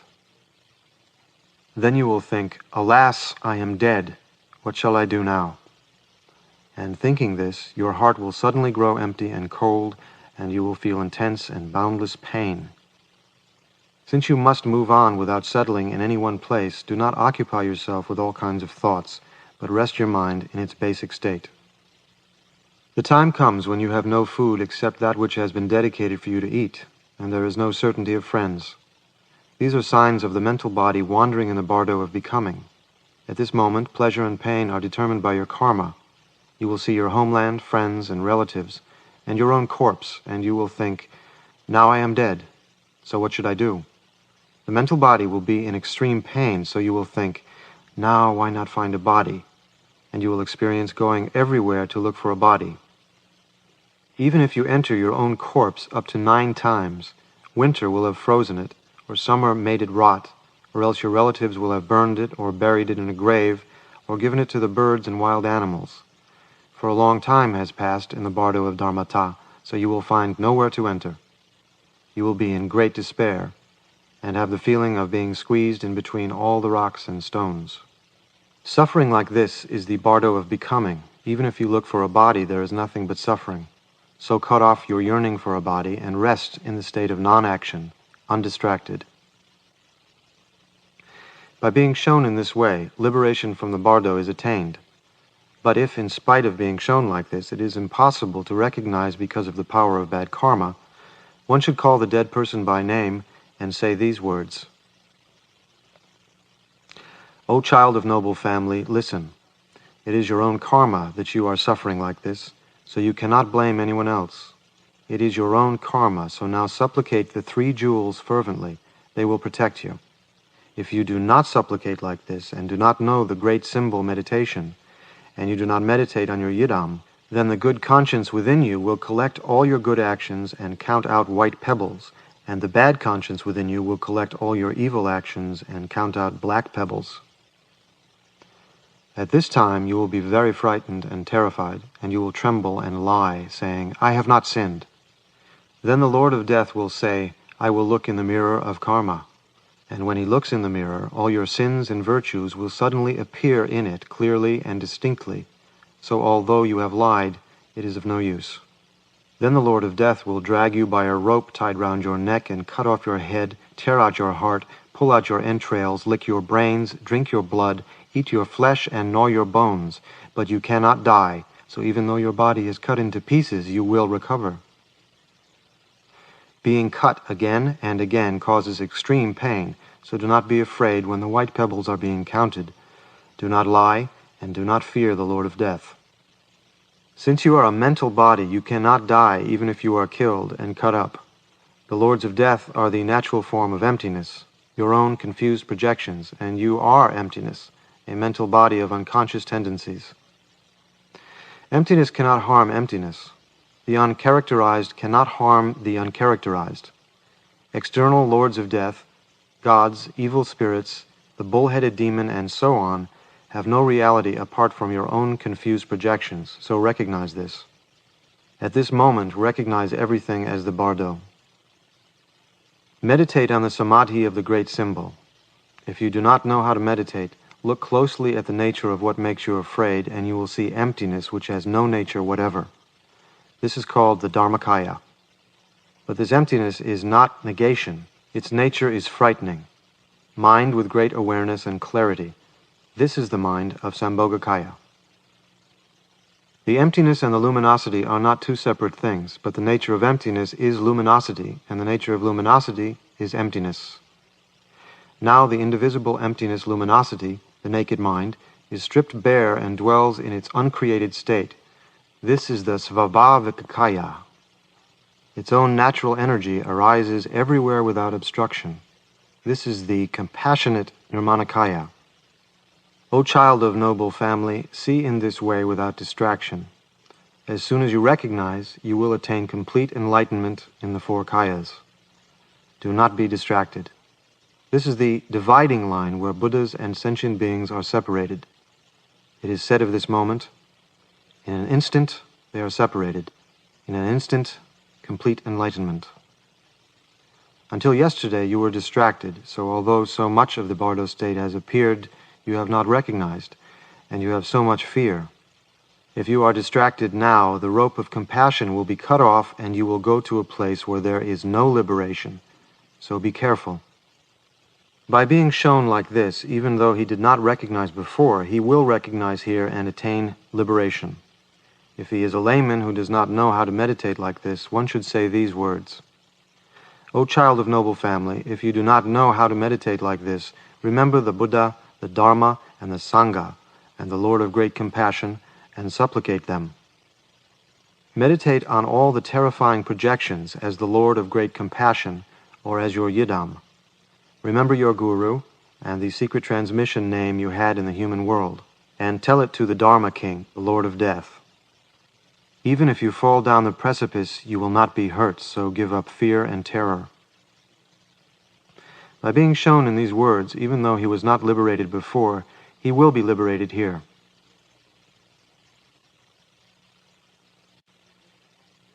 But because of the possibility that he may not recognize and so not be liberated, it is very important to make another effort.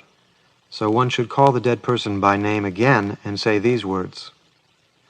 These present experiences will throw you into states of joy and sadness alternately at each moment, like a catapult. So now do not create any feeling of passion and aggression.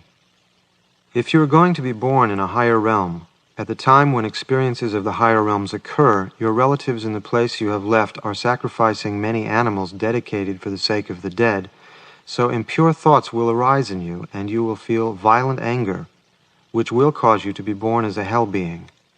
So whatever is done in the place you have left, do not get angry, but meditate on kindness. If you are attached to the possessions you have left behind, or if you feel attached to them through knowing that someone else is owning and enjoying your things, you will get angry with the people you have left behind, and that will certainly cause you to be born as a hell being or a hungry ghost, even if you are going to reach a higher state. In any case, even if you are attached to the things you have left behind, you cannot get them. It is no use to you. So give up attachment and yearning for your possessions. Abandon them. Make a firm decision. Whoever is enjoying your things, do not be possessive, but let them go. With one-pointed concentration, think that you are offering them to your guru and the three jewels, and remain in a state of desirelessness.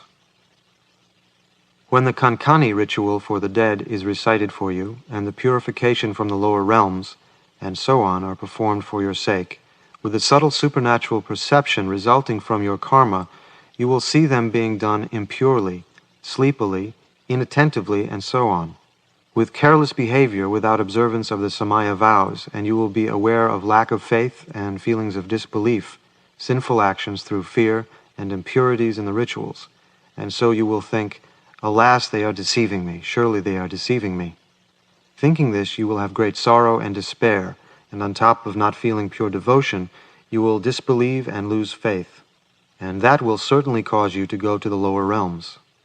It is no use but very harmful, so however impurely the rituals are performed by the spiritual friends you have left behind, think with pure faith and devotion, well, my projections must be impure.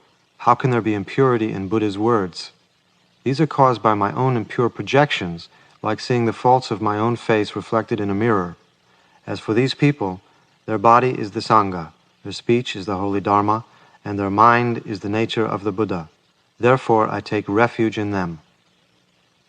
Then whatever is done in the place you have left will help you, so it is very important to have pure thoughts in this way. Do not forget. If you are going to be born in one of the three lower realms, at the time when experiences of them occur, your relatives in the place you have left are performing virtuous rituals free from sin, and gurus and teachers are practicing holy Dharma with absolute purity of body, speech, and mind. So you will feel great joy on seeing them, and that will immediately cause you to be born in a higher realm, even if you are going to fall down into the three lower realms. So it is very helpful. Therefore it is very important not to have impure thoughts, but to feel pure devotion without prejudice. So be careful. O child of noble family, to sum up, now your mind in the Bardo state has no support, so it is light and mobile. And whatever thought arises in it, good or bad, it is very powerful. So do not think of any evil actions, but remember the practice of virtue. If you have no practice, feel devotion and pure thoughts. Supplicate your Yidam and the Lord of Great Compassion, and say this inspiration prayer with intense concentration. When parted from beloved friends, wandering alone, my own projections' empty forms appear. May the Buddhas send out the power of their compassion, so that the Bardo's terrors do not come. When I suffer through the power of evil karma, may my Yidam clear away all suffering. When the sound of the Dharmata roars like 1,000 thunders, may it all become the sound of the 6 syllables. When I follow my karma without a refuge, may the Lord of Great Compassion be my refuge. When I suffer the karma of unconscious tendencies, may the samadhi of bliss and luminosity arise. Say this prayer fervently. It will certainly lead you on the path. Be absolutely convinced that this is not false. This is very important.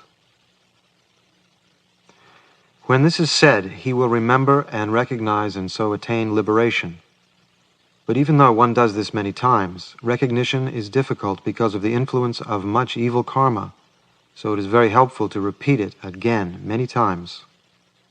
Calling the dead person again by name, one should say these words: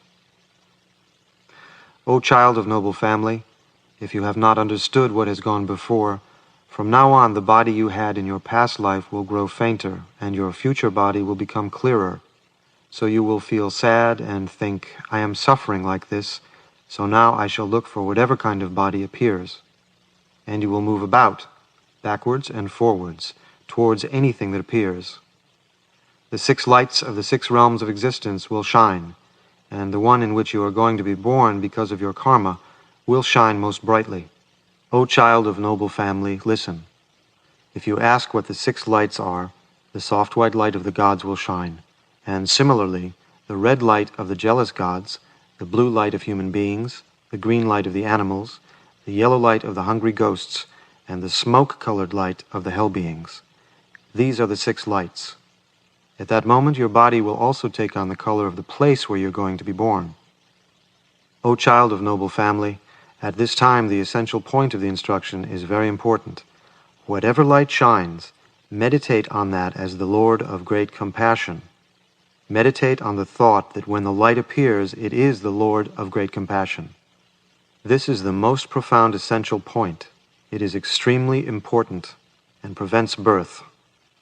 Meditate for a long time on whichever deity is your yidam, as a vision without any real nature of its own, like an illusion. This is called the pure illusory body. Then let the yidam disappear from the edges inwards and rest for a while in the inconceivable state of emptiness luminosity, which consists in nothing whatever. Meditate again on the yidam, then again on the luminosity. Meditate like this alternately, and after that let your mind too disappear from the edges inwards. Wherever there is space, there is mind, and wherever there is mind, there is the Dharmakaya. Rest in the state of simplicity and selflessness of the Dharmakaya. In this state, birth is prevented, and he will become a Buddha. But those whose practice was poor, and who were not adept in meditation, will not understand, and still confused will wander to the entrance of a womb. So the instructions for closing the womb entrance are very important. One should call the dead person by name and say these words: O child of noble family, if you have not recognized what has gone before, now you will feel that you are moving upwards or across or downwards by the force of karma. So at this moment, meditate on the Lord of great compassion. Remember. Then you will have the experience, like that which was described before, of whirlwinds, snowstorms, and hailstorms, darkness closing around, and many men chasing you, and you will escape from them. Those without merit will feel that they are escaping to a place of suffering, but those with merit will feel that they are arriving in a place of joy. At this time, O child of noble family, all the signs of the country and place where you are going to be born will appear. So now listen without distraction, for there are many very profound essential points of instruction. Although you have not understood these secrets of recognition before, even one whose practice was very poor will get the point here, so listen. At this time, it is very important to take great care with the method of closing the entrance of the womb. There are 2 methods: stopping the person who is entering, and closing the womb entrance which is being entered. This is the instruction for stopping the person who is entering. O child of noble family, clearly visualize whichever deity is your yidam as a vision with no real nature of its own, like an illusion or the moon in water. If you have no specific yidam, it is the Lord of great compassion himself. Visualize him vividly. Then let the yidam disappear from the edges inwards and meditate on the luminosity emptiness without any object of thought. This is the profound secret. It is said that by means of it the womb is not entered. So meditate in this way. But if this does not stop you and you are just about to enter a womb, there are profound instructions for closing the womb entrance, which is about to be entered, so listen. Repeat after me these words from the main verses of the Bardo. Now, when the Bardo of becoming dawns upon me, I will concentrate my mind one-pointedly and strive to prolong the results of good karma. Close the womb entrance and think of resistance.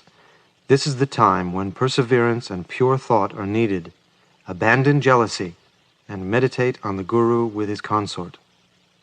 Say these words clearly aloud and arouse your memory. It is very important to meditate on their meaning and to put it into practice. This is the meaning. Now, when the Bardo of becoming dawns upon me, means that now you are wandering in the Bardo of becoming. As signs of this, if you look into the water, you will not see your reflection, and your body has no shadow. Now there is no material body of flesh and blood, but these are signs of the mental body wandering in the Bardo of becoming. So now you must concentrate your mind one-pointedly without distraction. Just now, that one-pointed concentration is the most important thing.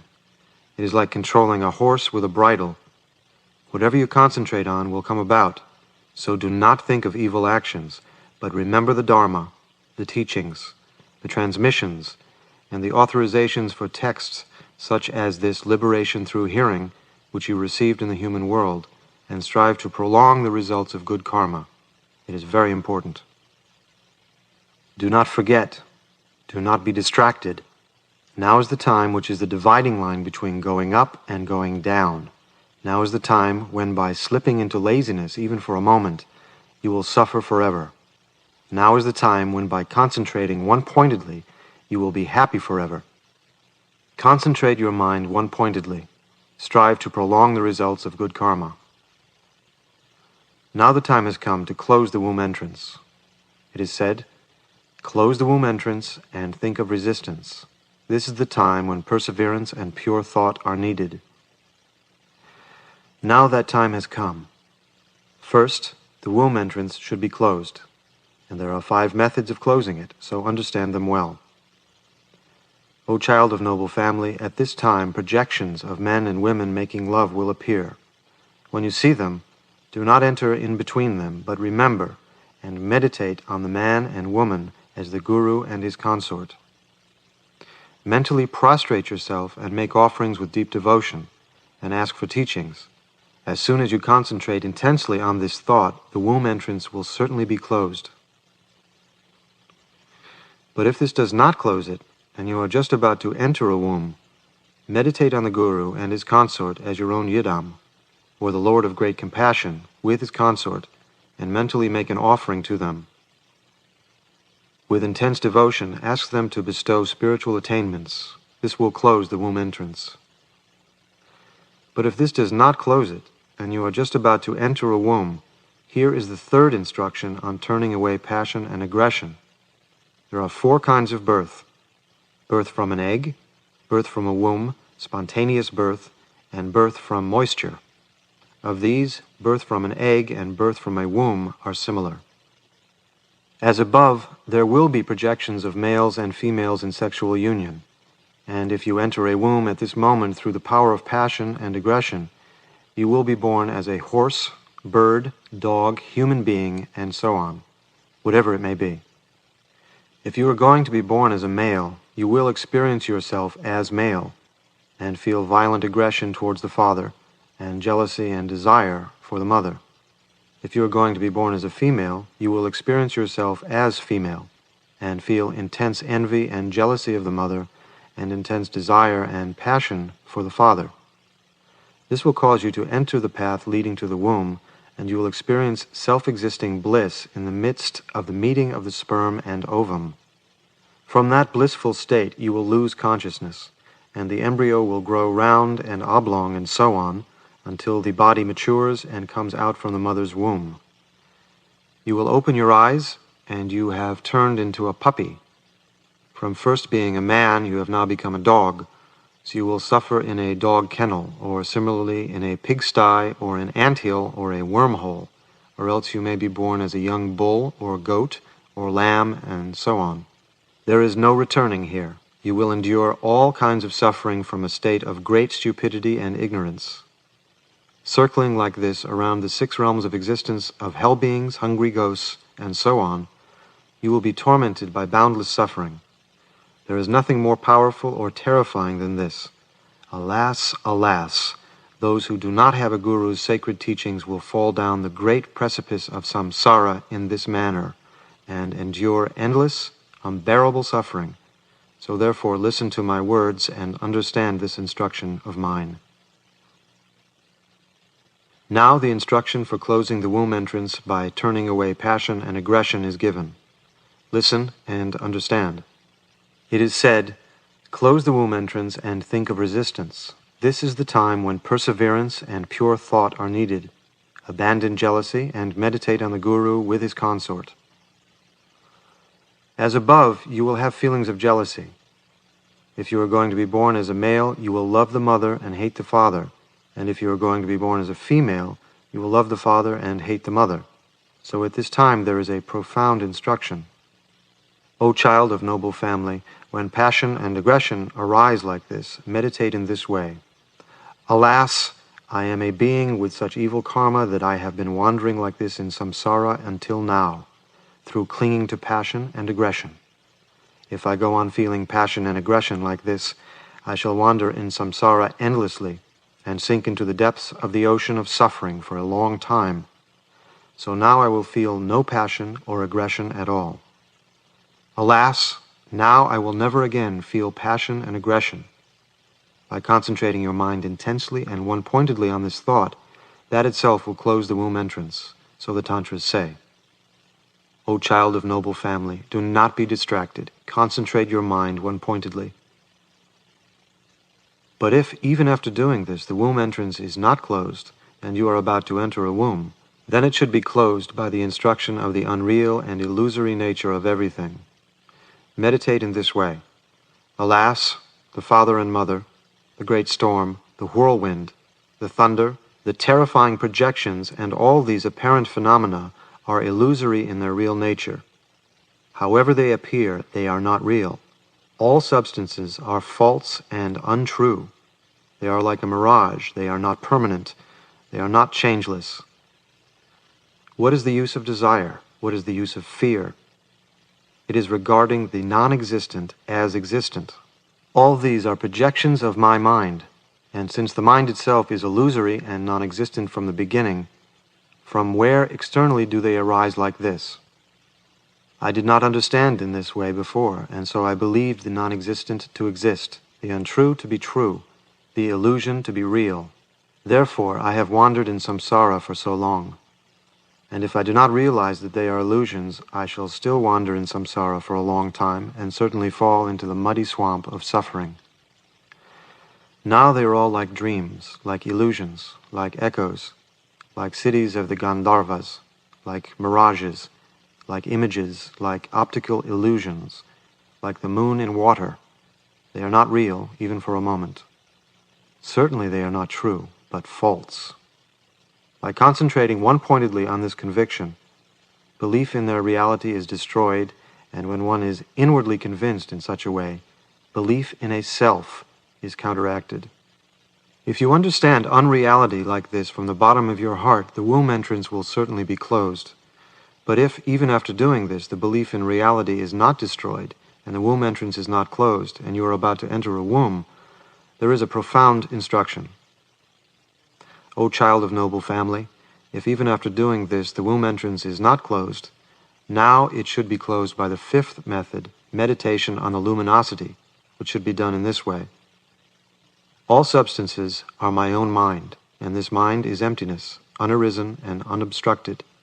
Thinking this, keep your mind natural and undiluted, self-contained in its own nature like water poured into water, just as it is, loose, open, and relaxed. By letting it rest naturally and loosely, you can be sure that the womb entrance to all four kinds of birth will certainly be closed.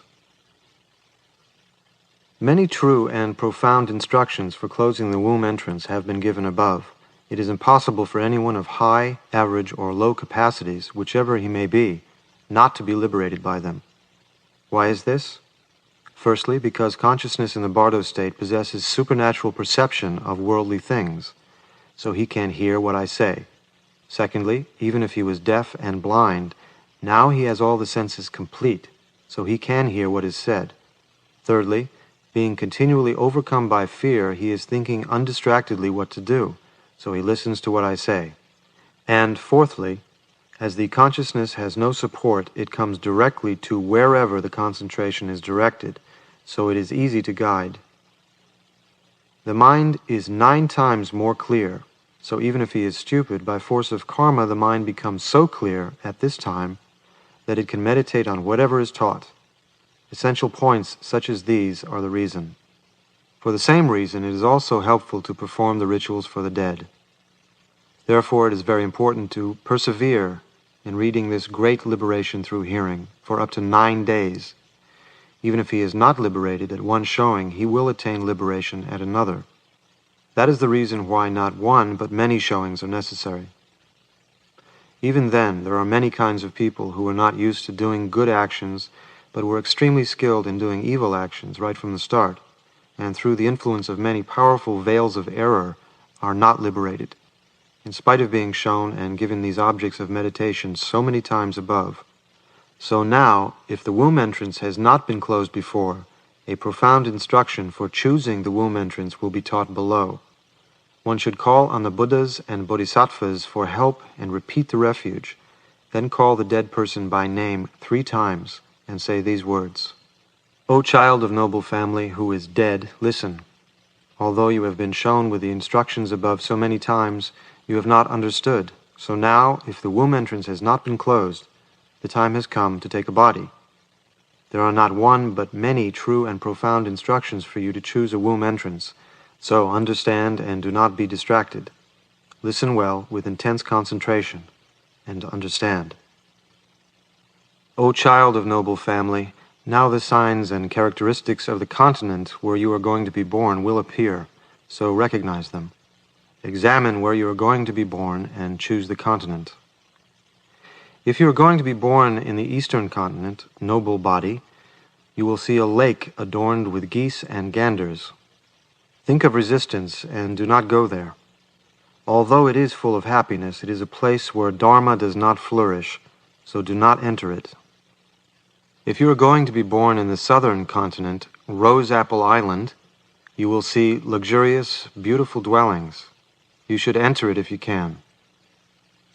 If you are going to be born in the western continent, enjoyment of wish-fulfilling cows, you will see a lake adorned with horses and mares. Do not go there, but come back here. Although it has great pleasures, it is a place where Dharma does not flourish, so do not enter it. If you are going to be born in the northern continent, Unpleasant Sound, you will see a lake adorned with cattle or with trees. Recognize them as signs of taking birth and do not enter there. Although it has long life and merits, Dharma does not flourish there, so do not enter.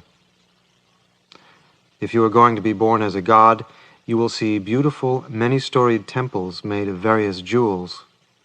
If you are fit to enter there, you should enter. If you are going to be born as a jealous god, you will see beautiful groves, or what seem to be revolving wheels of fire. Do not enter there at all, but think of resistance. If you are going to be born as an animal, you will see, as through a mist, rock caves and holes in the ground and straw huts. Do not enter there. If you are going to be born as a hungry ghost, you will see tree stumps and black shapes sticking up, shallow caves and black patches. If you go there, you will be born as a hungry ghost and experience all kinds of suffering through hunger and thirst. So do not go there at all, but think of resistance and persevere strongly. If you are going to be born as a hell being, you will hear songs sung by those of evil karma, or you will have to enter helplessly, or you will feel that you have gone into a dark land with black and red houses, black pits and black roads. If you go there, you will enter hell and experience unbearable suffering through heat and cold from which you will never get out. So do not go into its midst. Do not enter at all, but be careful. It is said, close the womb entrance and think of resistance. This is needed now. O child of noble family, even though you wish not to go, you have no power of your own. You are helplessly compelled to go. From behind, the avengers of karma pursue you, and in front, avengers and murderers drag you along. Darkness, hurricanes, violent storms, noises, snow and rain, fierce hailstorms and snowstorms will whirl you around, and you will escape from them. Then in escaping you will look for a refuge, and you will find safety in the luxurious houses described before, or in rock shelters or holes in the ground, between trees, or in the round cavities of lotus flowers and so on. Hidden there, you will be afraid to come out, and you will think, I cannot go out of here now. And through fear of leaving, you will become very attached to that place. You are afraid of meeting those terrors of the Bardo if you go outside. You feel extreme fear of them. And so you hide inside and take a body, however bad it may be, and will experience all kinds of suffering. That is a sign that demons and evil forces are obstructing you now, and at this time there is a profound instruction, so listen and understand. At this time of terror, when you are helplessly pursued by the avengers, you should immediately visualize with your whole mind the blessed supreme Haruka, or Hayagriva, or Vajrapani, or your Yidam, if you have one, with a huge body and thick limbs, standing in a terrifying attitude of wrath which crushes all evil forces into dust. Separated from the avengers by his blessing and compassion, you will have the power to choose the entrance of a womb. This is the true profound secret of the instruction, so understand it. O child of noble family, the gods of meditation and so on are born through the power of samadhi. A large class of evil spirits, such as hungry ghosts and so on, have changed their attitude while in the Bardo state. Then they are able to appear in various illusory forms of hungry ghosts and demons, and are transformed into that mental body itself. The hungry ghosts who dwell in the depths of the sea, and the hungry ghosts who fly through space, and all the 80,000 classes of negative forces and so on, have taken on that mental body by changing their attitude. At this time, the best thing is to contemplate the great symbol of emptiness. But if you cannot do that, then take part in the play of illusion. If you cannot do that either, at least do not be attached to anything, but meditate on the Yidam, the Lord of great compassion, and you will become a Sambhogakaya Buddha in the Bardo state. O child of noble family, if you have to enter a womb in this way through force of karma, the instruction for choosing the entrance to a womb will now be taught. Listen. Do not go into whatever womb entrance appears. If the avengers come and you cannot avoid entering, meditate on Hayagriva. Since you now possess subtle supernatural perception, you will know all the places in turn, so make a choice. There are two instructions, for transference to a pure Buddha realm and for choosing an impure samsaric womb entrance, so act in this way.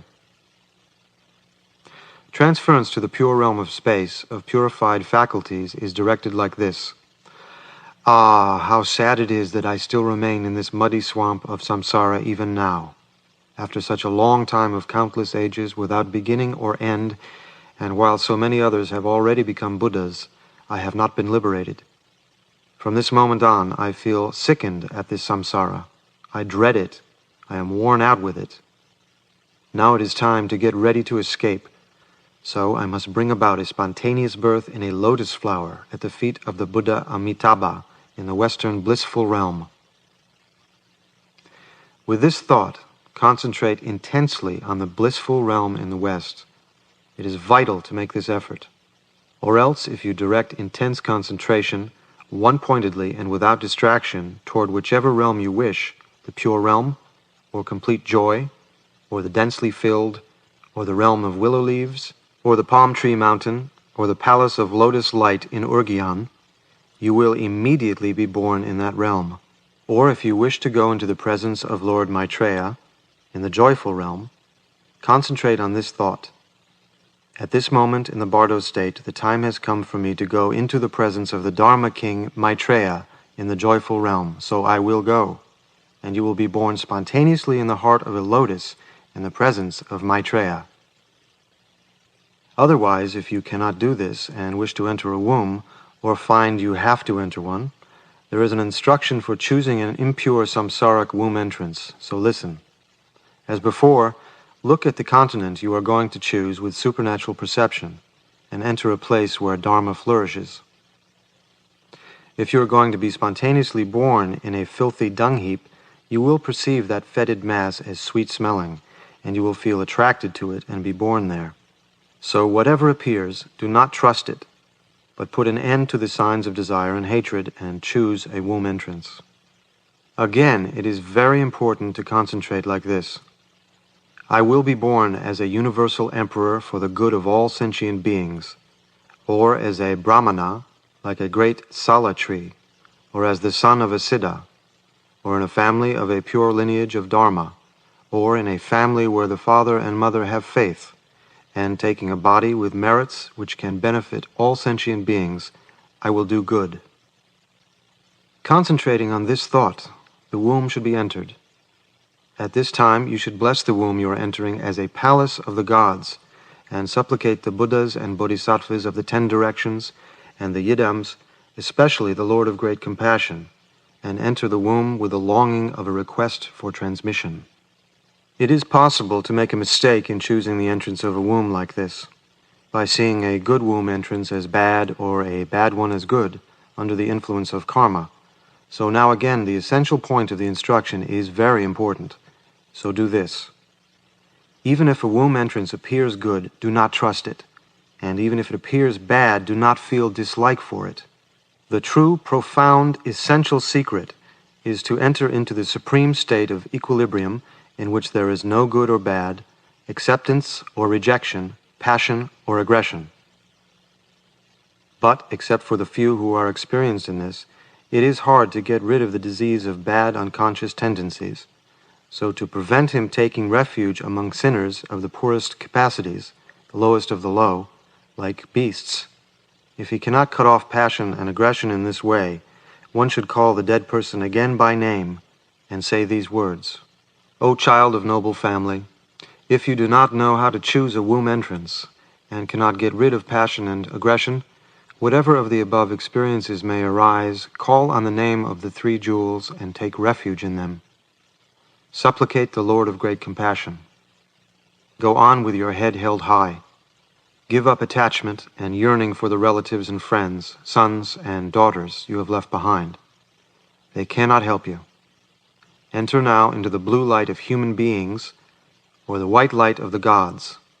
Enter the jeweled palaces and the pleasure gardens. This should be repeated up to 7 times.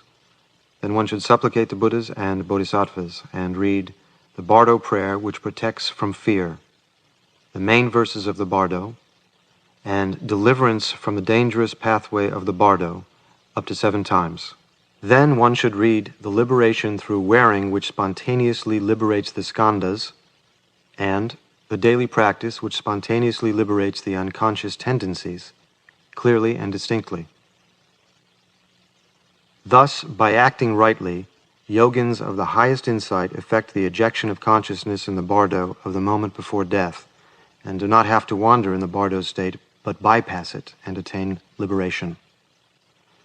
Below them, a few experienced people recognize the luminosity of the dharmata after the bardo of the moment before death, and bypass and become Buddhas.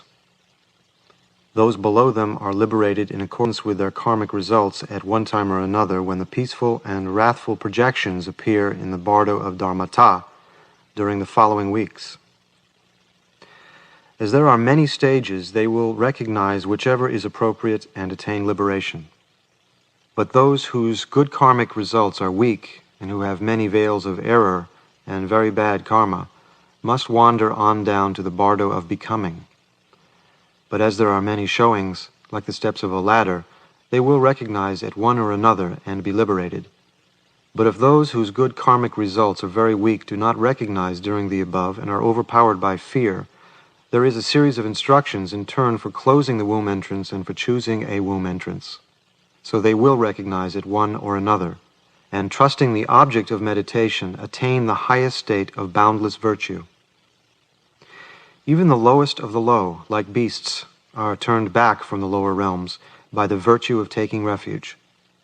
They will attain a precious human body complete with all the freedoms and good opportunities, and in their next life meet a holy guru, a spiritual friend, so they will get instruction and be liberated. If this teaching is received during the Bardo of becoming, the instruction prolongs one's good karmic results, like putting a pipe into a broken water channel. It is impossible even for all great sinners not to be liberated when they hear this teaching. Why is this? Because during the Bardo, both the compassionate invitation of all the peaceful and wrathful Buddhas and deities and the invitation of the tempters and negative forces come together. So just by hearing the teaching at this time, their attitude is influenced and they attain liberation. Influence is easy because the mental body has no basis of flesh and blood.